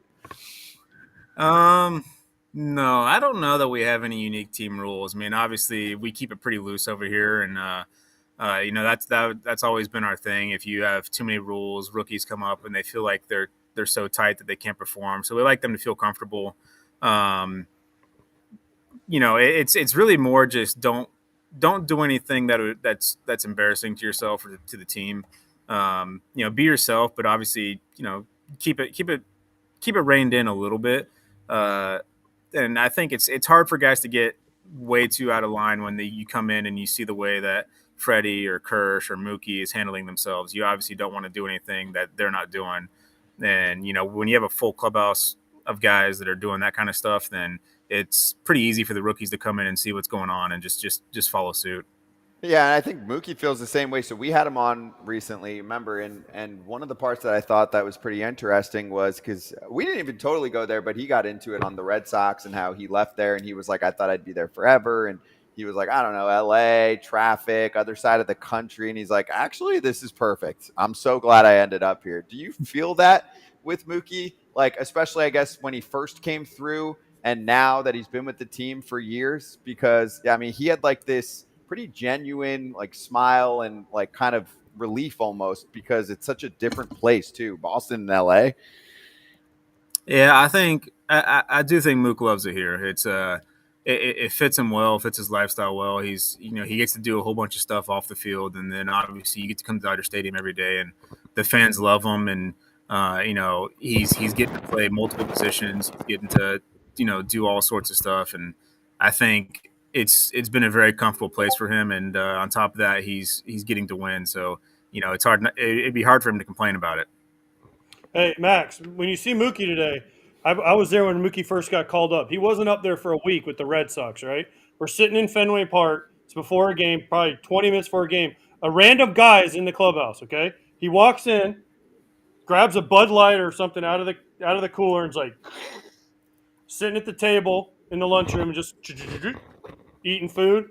And we all look around and we're like, who the heck is this dude? It was like Mookie's cousin or something. He didn't have a week in the club. He didn't have a week in the big leagues. Mookie's literally cousin's like, yep, I'm comfortable. It's like, 6 o'clock, 6:30 before a 7 o'clock game. So when you see Mookie, that's why Mookie makes everyone feel comfortable, because he was comfortable the first day. Well, that's funny, because he doesn't have anyone come in the clubhouse now. So I mean, he must have learned. If someone's coming in the clubhouse, it's well after the game is over and everyone's kind of cleared out. So maybe he learned a little bit from that from you guys calling him out on that. But he does like to keep things comfortable, and I think it's a good thing. We as long as we're focused on winning, I think that's the most important part. If we're focused on other stuff, that was something that I thought I experienced a little bit with Oakland. I felt like guys were too focused on things that didn't matter instead of just winning the game. And, at the end of the day, that's what we're there to do, is win. AJ, was that you? Did you provide some I didn't. comment to Mookie? No, I did not. Not at all, I promise. We had Lackey, Lester. Oh, yeah. Listen, we had Johnny Gomes on that team, Pedroia. I was the guy that just sat in the back. David Ross. Trust me, they took care of it. I just was like, who is this guy? And they're like, we don't know. And then when they found out, of course, it was like piranhas, man. Epic. All right, well, on that note, Max, great to see you. Enjoy the sunshine out there, dude, and we'll catch you again in a few weeks. All right, man. Sounds great. Thanks for having me. Cheers. Talk to you soon. Max Muncie of the LA Dodgers with us on FT Live. All right, so let's get into one of the headliners from yesterday. And yes, I mean, we wanted to give this some time. Can I say something real quick? I didn't want to forget this.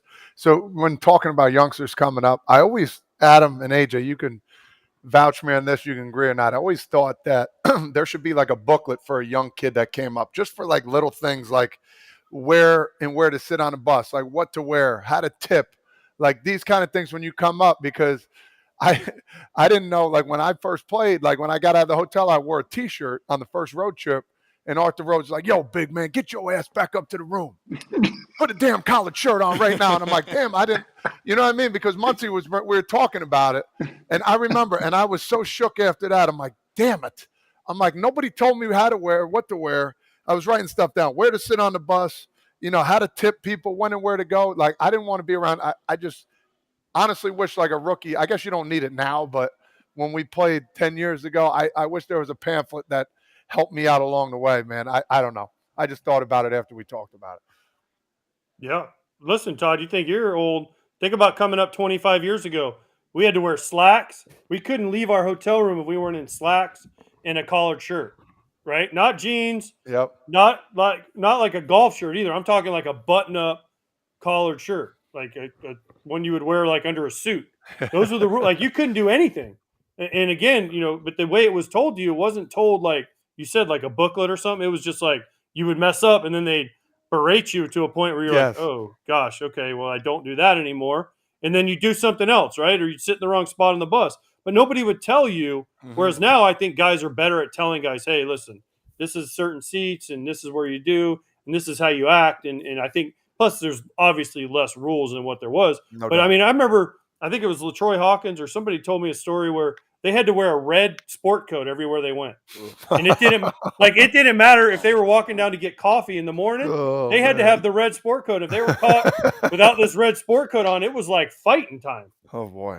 Yeah. So, I mean, the times have changed and they've changed for the better. Yes, please. There's not those vets to explain it to them anymore. And obviously they, guys work around in Jordan 1s and all these different shoes.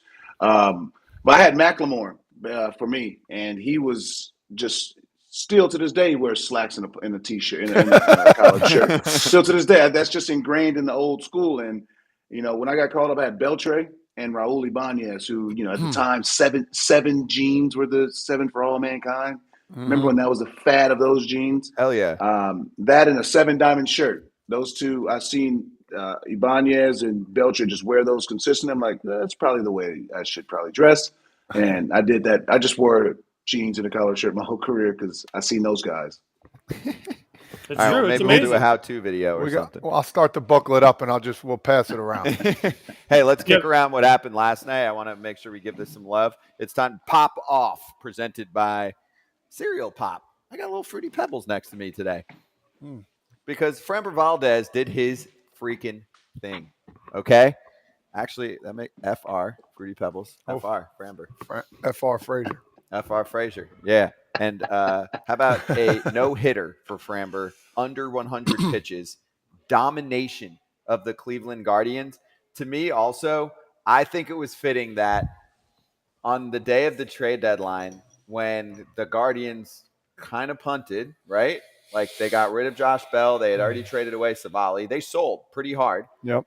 They get no hit, 2-zip. By Framber, who was ridiculous. He threw his curve about half the time, but still, that's a bad offense that just got worse. Yeah, and especially after his last start there. Against the Rangers, all that craziness that went on there. 1 walk. I mean, that was it. That's the Framber of old, man. And he said it to himself. I feel pretty darn good right now, and that's the confidence to hear. And you think of other players, you think exact opposite, like Severino coming out for the Yankees saying, "I don't know where I'm at right now." So it's all mental a little bit, and it's all the focus you put in and the work you put in. And he went out there and shoved. Yeah, and I don't take too much into this quote just because I've been following him and covering for a while. Like I used to be at MLB with the Astros on the road a lot, and the quote that some people brought to attention of everyone else was, he said, I quote, "I think the last couple of games I just wasn't as focused as I could have been, and I'll be the first to admit that."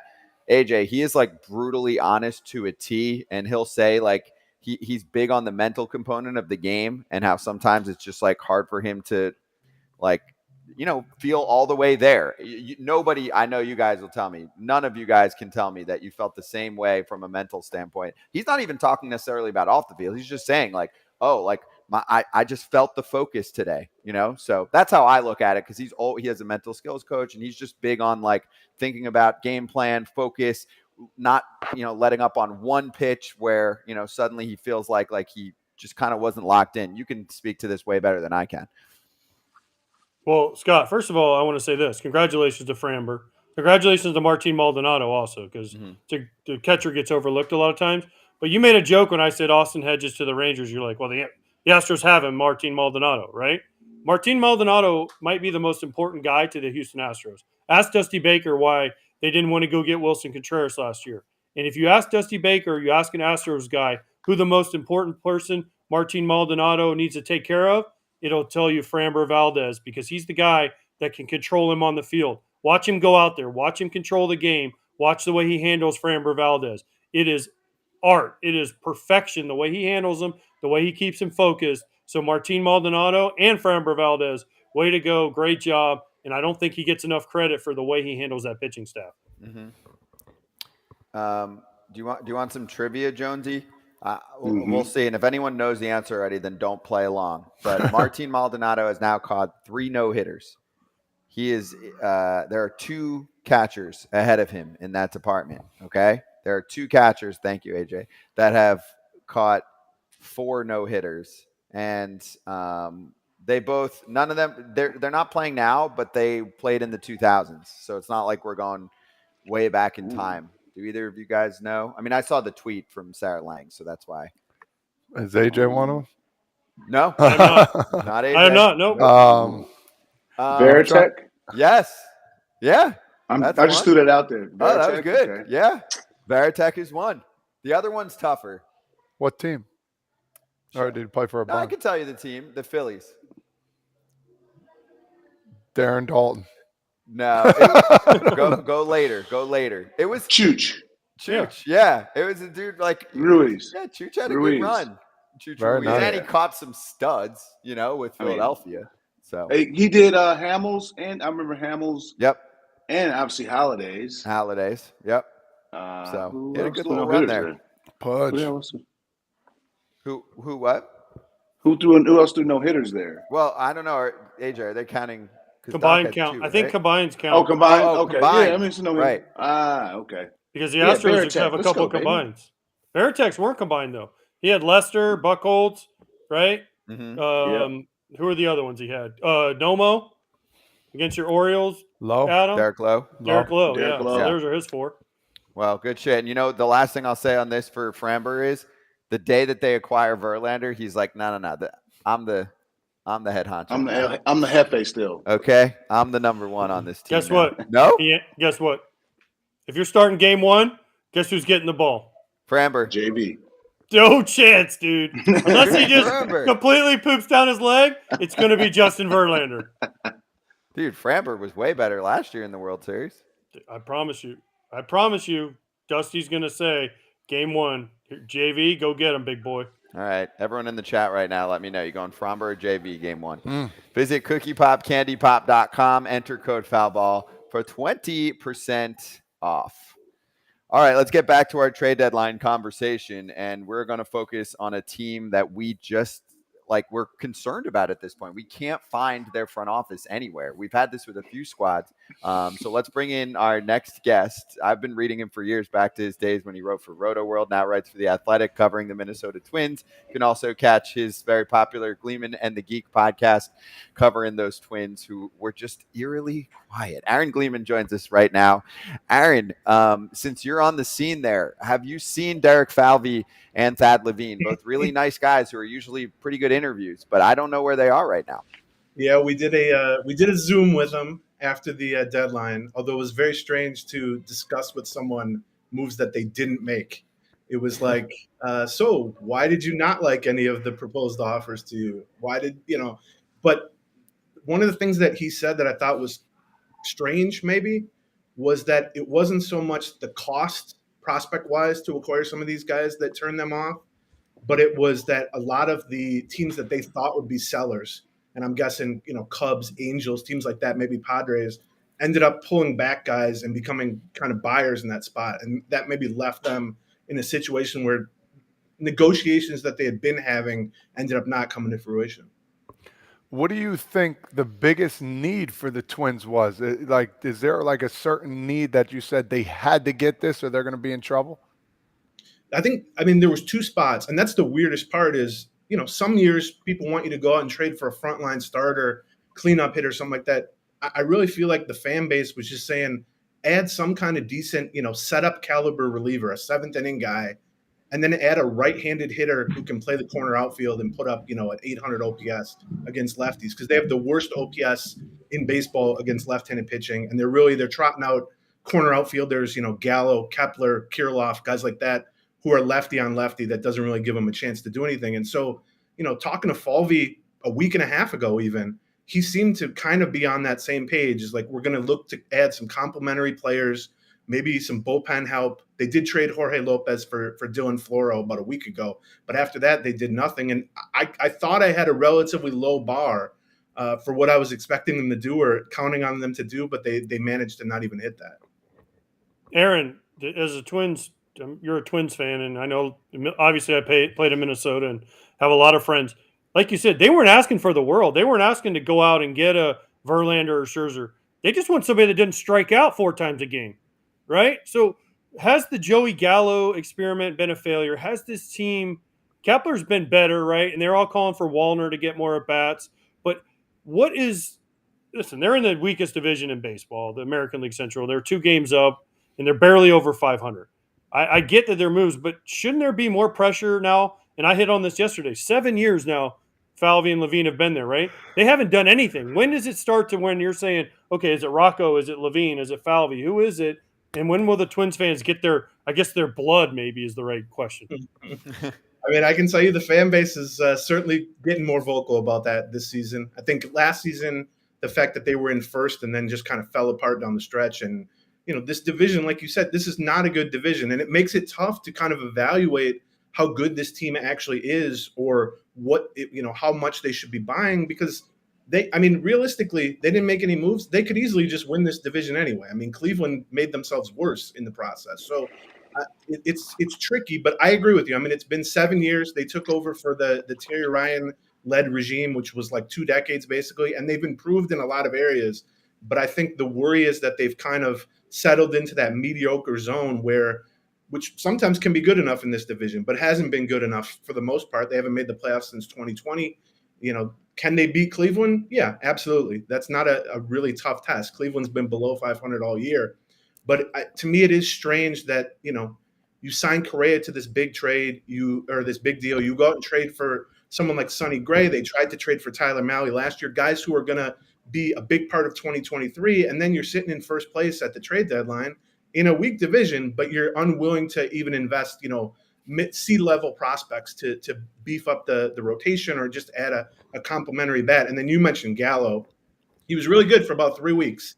And everyone was really optimistic that last year was behind him and getting out of New York was going to help him. But, he's back to what he was last year from New York pretty much. He's hitting 160 in his last 70 or 75 games. He'll pop an occasional homer, and he's fine defensively, but there just hasn't been enough consistent production. And he's part of the issue with them is that they have a million left-handed bats. You mentioned Wallner. They still have a guy like Trevor Larnach at AAA, who's another major league caliber lefty bat. But they don't have the right-handed components of that to even platoon with. And I think the talent on the roster is certainly enough to win this weak division. But it's such a lopsided roster that I don't know that they're deploying it rightly. What's going on with Buxton and Correa? Obviously, 2 of the game's best players. Let's be honest with ourselves. Buxton, one of the best shortstops and one of the best outfielders, hitters. What's going on with those 2 guys? Is these numbers are just not for them? I'm sure they're not good. Let's just call it what it is. Yeah, I think that's something Falvey brought up yesterday too, which is, yes, we didn't go out and trade for guys, but ultimately, no one we bring in at the trade deadline is going to make more of an impact than Correa, Buxton, guys like Jorge Polanco, just performing like we were expecting him to perform. Buxton hasn't played any outfield this year. He's been only a DH, and it's allowed him to be in the lineup more often, but his production has not been good at all by his standards, by DH standards. He's of late been banged up. He just came back from paternity leave, and he's got 5 doubles in the last 3 or 4 games. So he's showing some signs. Correa, he hasn't been bad really, but there's just been no stretch that he's put together where he's looked like, the guy we know as Carlos Correa. His OPS is still below average. He's hitting in the low 200s. There hasn't been that much power. He's really struggled in clutch spots. I think he leads the league in double plays grounded into. And so he hasn't been horrible, but he hasn't been near the level of guy that they thought he was going to be. And even last year, he got off to a slow start with the Twins, but then by the end of the year, his numbers were normal. But now we're so much deeper into the season that I think it's a legitimate concern for them. Aaron, some people thought that the Twins actually were big winners at the trade deadline, like one of our friends, Bob Nightingale, who said, congratulations to Minnesota. They clinched the Central title. They're barely over 500, 2 games ahead of the Guards, but we're the only team in the Central who didn't sell at the trade deadline. They just stayed pat and watched everyone else get shittier. So were you surprised at how this AL Central was handled? Now, obviously, there are 3 legitimate sellers in this division, which is way more than any other division. But also for me, I hated what the Guardians did. I know that Aaron Savali, for a guy, they've been dying for offense that they can now look at for the future. But for me, I think the Guardians are taking this clear-cut path that they're going to be operating at a really, really low level in terms of how they spend. It's Savali getting closer to free agency. We're pretty good at building pitchers. It's hard for us to build position players right now, and we're not going to buy anyone. They haven't done anything after winning the division last year. What a poor, Bell and Savali, what a poor message that it sends to a team that could have been competing with the Twins. Yeah, I agree. And I think from the Twins standpoint, they know that's kind of how Cleveland operates. They traded Bauer a few years ago the same way, Kluber the same way. They never have a shortage of young pitching. And when those guys get arbitration eligible, they kind of try to kick that can down the road and cash them in. And I just think from the Twins standpoint, given how weak the other 3 teams are, and given how much Cleveland is always trying to play that middle ground between present and future and never really maximizing the current roster because of the stuff that you just talked about, I kind of worry that the Twins are like, do we really need to push that many chips in? Can 85 wins just consistently win this division? The problem with that approach is if you're going to take that approach from the Twins standpoint, you better be really good at it. And they just haven't been that good at it. I mean, they led the division. Minnesota did for 100 and something days last year and ultimately faded completely down the stretch. And Cleveland just kind of took it. And I think the worry is if you don't distance yourself from a terrible division that is just asking to be put away in the middle of the season, you leave the door open for Cleveland. And if Cleveland can get some young pitching and any kind of hitting, they've shown last year at least that they can be a threat. And I just think the Twins have stumbled so often and wasted so many opportunities to be up 6 or 7 games at this point instead of 2 games. Yeah, I couldn't agree more. And back to the offense conversation, I do want to finish here because there was a massive debate going on earlier in the season on this show. And I know that they don't need any more lefty bats, but some contact would certainly help because AJ always makes fun of the fact that he bets on the Twins all the time, and he's like, he always picks like K props for whoever's facing the Twins, and he has made a lot of money lately. So, who won the Luis Ariz Pablo Lopez trade? Or if you can't make a decision yet, how long will it take to determine that? Because I will say the Marlins offense has been terrible for years, and now it's like close to mediocre. And when I watch Marlins games, there is a massive difference because there's one guy at least that if the team is slumping, you're not going to get to him. He's going to at least make contact, and he's often going to put it where they aim.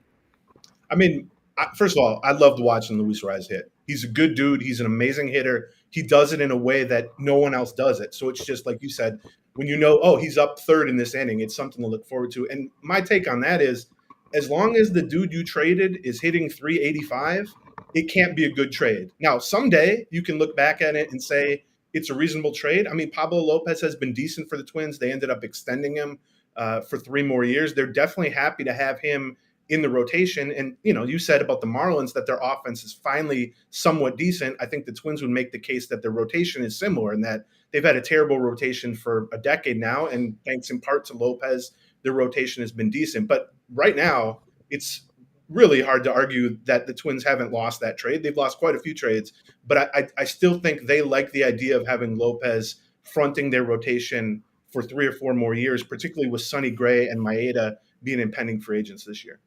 Aaron, Scott loves to have this argument with me. And I said yesterday, one thing I give Falvey and I'll give Thad Levine credit for, right?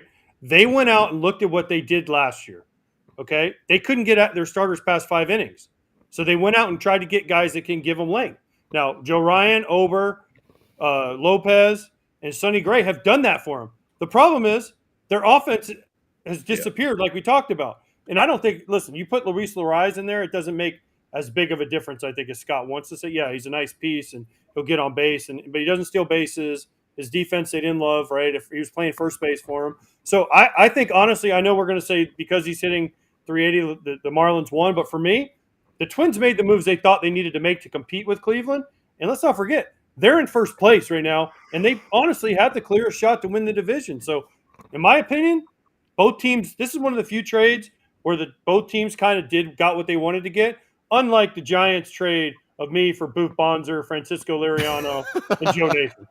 Yeah, how do you feel that is almost going to probably be forever considered one of the greatest trades in Twins history? Like, does that bother you, or is there a weird sense of pride in that? Oh, weird. There's no weird sense. It's a damn great sense of pride. Are you kidding me? I joke every time I go back there, where's the statue of me? I should have, they're going to put Joe Mauer in the Twins Hall of Fame. How the hell do I not get it? Because I think about it, I got those 3, then it brought Mauer up, right? And they still have Duran, their closer, who was from me because Escobar was traded for Liriano, and then it's still going. Right. So 20 years later, it's still going.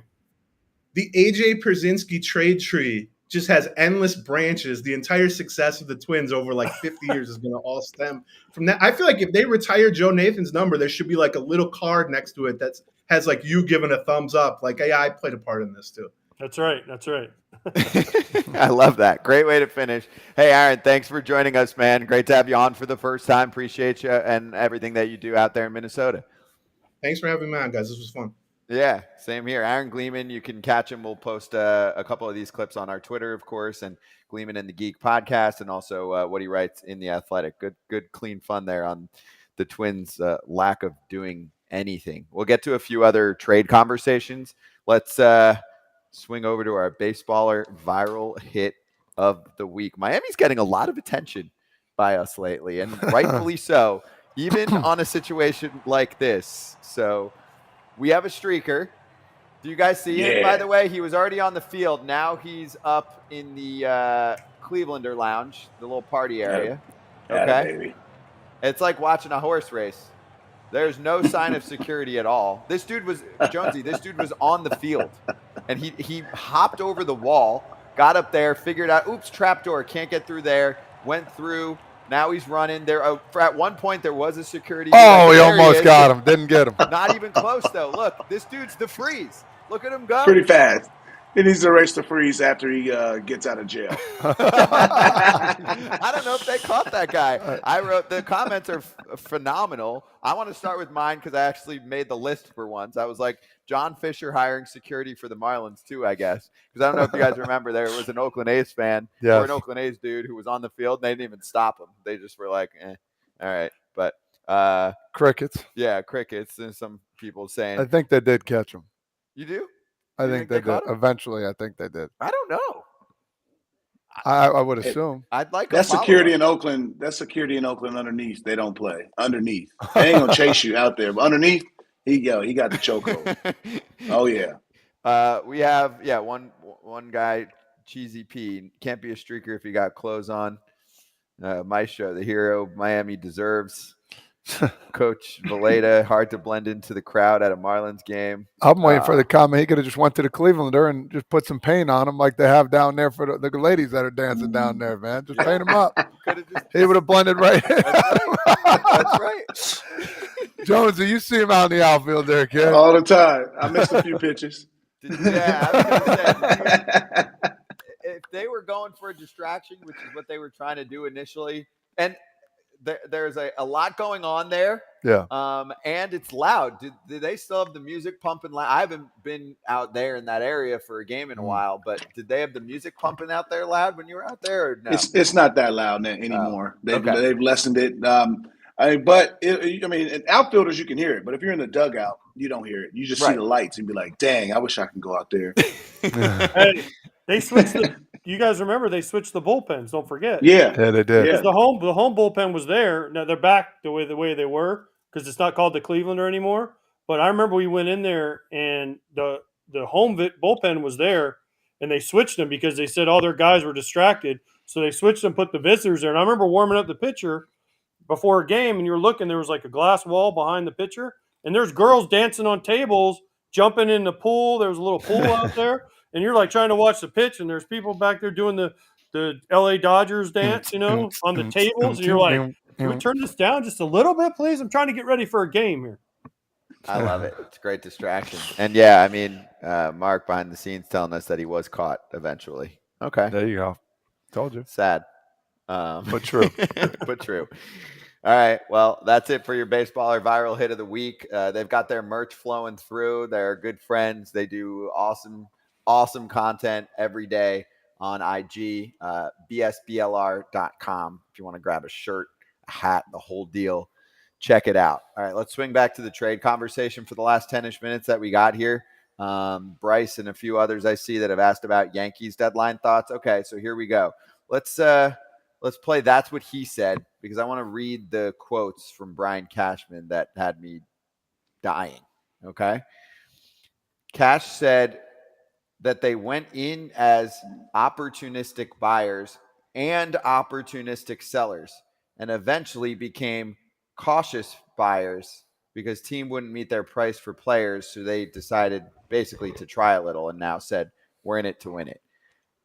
AJ, if I could quote you, what the fuck? So you went in thinking that you're going to sell some of your rental pieces, realizing that they're not worth that much. And also the market was weird. So you basically were saying like, we're kind of throwing in the towel because if they suddenly had traded like Bader and Peralta and some of the other rental players that they had, or even maybe if they sold off a player that had another year of control like Gleyber Torres, they would have been telling their team, we're done this year. White flag, like the Mets, okay? They tried to do that, apparently, didn't get what they wanted and said, all right, let's get one reliever just so that people can't put in the headlines of the Post and everywhere else that we literally did nothing. What a freaking joke of a deadline, and what a joke of a quote afterward. Like, also, you're making your decisions, AJ, as a GM based on what the market looks like. How about you sit down and say, are we in or are we out? You're deciding that based on which prospect you can get back. Oh my gosh. Again, let's start with kind of, we hit on this with the Mets too. What are their assets they have to trade? What can they go get that'll make them better than Jonesy's Orioles, better than what the Astros did, better than what the Rangers did? What can they do? There's nothing they can do because they're not willing to give up a Jason Dominguez. They're not willing to give up their Austin Wells, their big prime catching prospect, right? But they couldn't have gone out. They could have went out and got Austin Hedges probably, but they didn't want to make that move. And then they go, like you said, Scott, at the end and say, oh, well, we'll go get Kenyon Middleton. He's had a great year, but I mean, is he really going to move the needle for anybody? And they have people coming back. It's just been such a confusing time for the Yankees. Because remember, these are the New York Yankees, right? They're supposed to spend. They're supposed to compete, not for division, not for wild cards, for World Series. And it's been almost 15 years since they've won.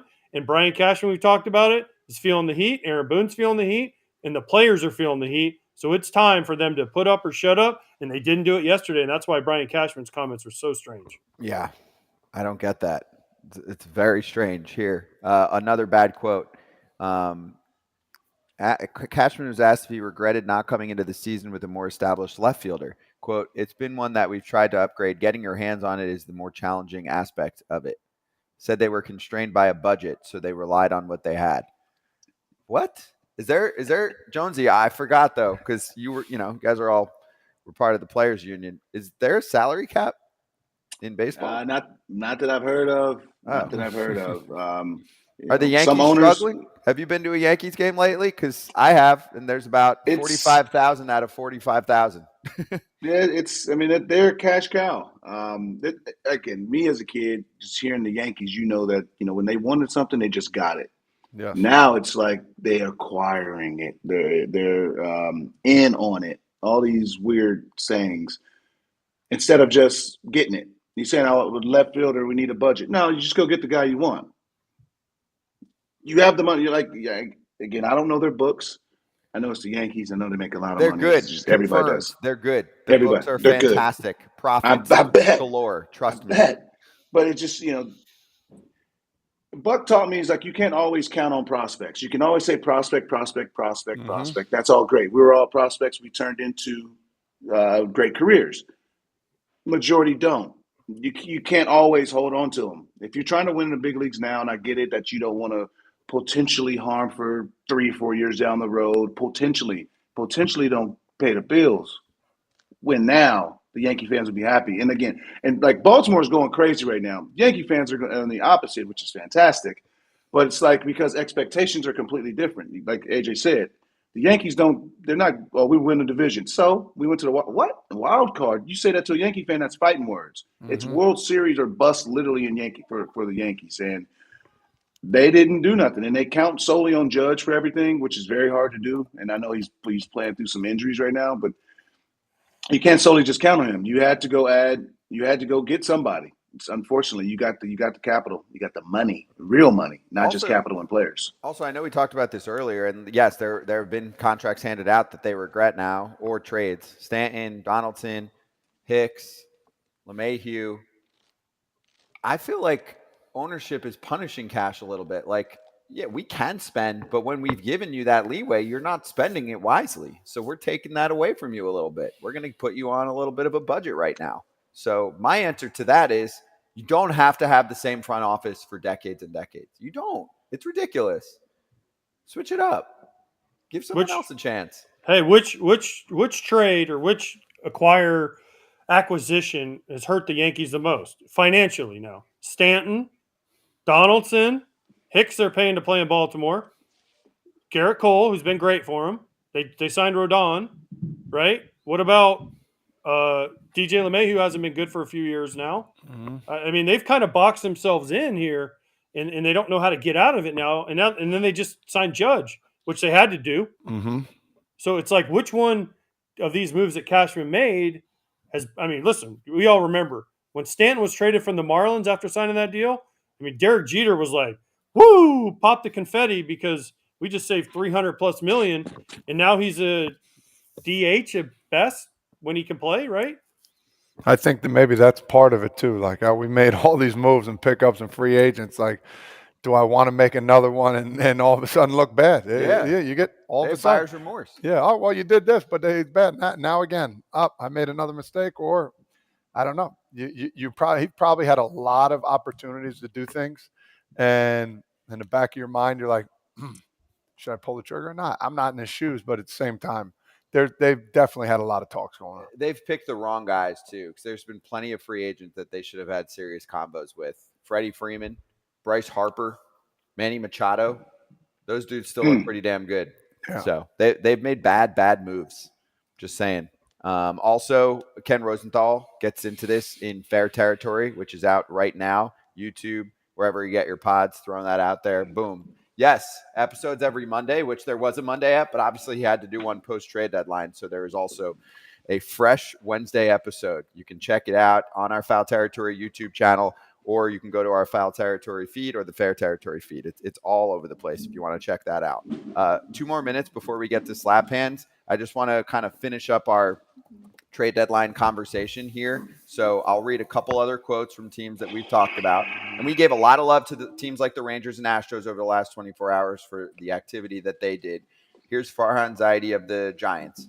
I don't know what the broader perception is, but it wasn't a super active deadline, and a lot of the bigger names that people thought might be moved at the deadline were not. Teams that were kind of on the bubble decided to push in. I think a lot of teams dealt with the same supply and demand issue that we did, and we ultimately didn't line up on anything. Nick Krall from the Reds. We've got a good group of young players that are playing here right now, and we've got a really good mix of veterans. We've got guys that have started rehab assignments that are coming back that can really help this club out. I just didn't feel there was a deal to be made with what we had to give up. I will give them credit on this one for the Reds. Hunter Green will be back. He was pitching really well. I know you don't want to totally rely on a young starter who's coming off an injury, but not just Hunter Green. Nick Lodolo's coming back too, and he looked pretty good at the start of the year. So when you have both of those guys coming back now over the next several weeks, that's a big boost for your starting rotation. Most teams don't have that. So at least he has that to go off of. No you doubt. know? Who's the big boy coming back for the Giants soon? We waiting for, I will say like, our best trade acquisition, Jonesy, like I'm the Yanks is Judge. Our best trade acquisition is this guy coming. Like for the Astros, Yordan Alvarez for our bats. Like most of these teams that we were just talking about that didn't do anything, like the Red Sox. Yes, Lucy said Sale and Houck are coming back. Okay, I needed more pitching if I'm a Red Sox fan. Can't always count on that, but you can. I mean, it was like the Padres last year. Tatis coming back from his injury, supposed to come back, was their big trade, adding on to Soto. Green, I can't wait to see him back on the mound. I think that's obviously a big boost. He pushes, again, you push everybody down where they should be starting. And, it's going to be a fun run for the teams that didn't do anything. I like the Giants. They don't have a real identity. We always ask this question. You think of the Giants, who do you think about? And they didn't do much, man. And then they're in it. That's the thing, is when you're in it, you always think to do something, but we shall see. We shall see. Yeah. Any other teams that we're missing, AJ? I mean, I hate to do this, but Rick Hahn's quote for the White Sox was my favorite. Talk to me at the end of the year. We'll let you know our direction for next year and what we're doing for the future. Wait, what? You just sold your whole team away. You don't have a plan for how you're going to compete for next year? We're going to wait till the end of the year? It's like, wait, what? What changes, AJ? I'm curious. What changes in the next 2 months for a non-contending seller team that they don't know what they're doing? I don't have a clue. That's why I'm going to not say anything because, you guys love a lot of people. I got a lot of texts last night about what I said yesterday from my people in Chicago. Yeah. But listen, I mean, I've nothing I haven't talked with other people about in the past. So it's just, what are they doing? I don't know. I want to know because I want to know how they're going to compete. Like they said in 2024, I want to know what the moves are because the free agent class, honestly, this year, especially starting pitching, is not very good. So it's like, where do we go and who do we get? And they're not a team that'll go out and spend $300 million like the Mets to try to get them. Yeah, it's also going to be fun where the Giants, the Dodgers, the Mariners, I don't think the Mets anymore, the Angels, they all think they're getting this dude named Shohei Ohtani. I know he can do two things, but he's only going to one team. Newsflash. Just letting everyone know. All right, let's slap hands.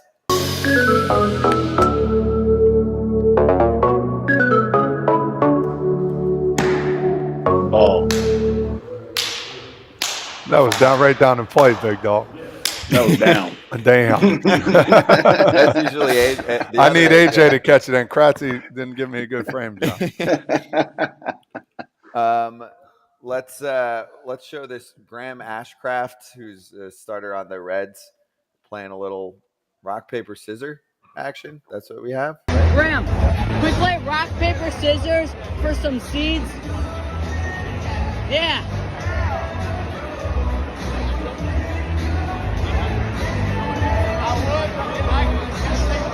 Or gum, a ball, gum, something.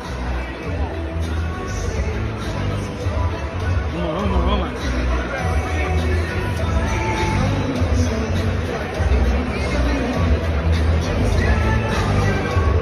Nah. Got him. He's got to hook him up. No, you lost. Thank you. No. What advice you for lost. throwing You harder? lost. Come on, man. Participation trophy. All right, Everybody thank you. gets there. Appreciate He gave him a it. Let's freshie, go. too. That's a good Damn, he gave him a I feel freshie. kind of bad keeping this ball. I'm about to give it away to this kid. That's even cooler. That's better. Yeah, wow. Want a ball? This is a content creator right here. I like this kid. That was good. That was a good little bit. I liked that. I didn't see that. I was like, I'm not going to watch that. That was cool. I was a Cubs fan, so I would have gave him a piece of gum for not the ball. I would have given him some You gum. would've given You the lost. gum. You lost. and it was a Cubs fan. If you were on the Reds and you see the Cubs fan, you would have been like, I don't know if I want to play. Hey, you called me out for a game and you lost. Sorry. Kick rock. That's how you learn losing. What did Rudy Betts tell us a couple weeks ago? Yeah, if you're not good at it, move on. Hey, you know what that shows you though? How damn bored starting pitchers get during games. They got time. You ain't got time as a position player to be over there going Rochambeau. I used to do it with the Arizona Diamondbacks mascot before the game. You play rock, paper, scissors. Yeah, he'd always come over. I like that. Graham Ashcraft's like, did someone call my name? All right, Yeah. cool. Yeah, I'll do something. Hey, this was fun. We'll keep it going. We'll do a little more trade talk and all that tomorrow. And we'll get back to some game action, too, on FT Live on Thursday. See you then.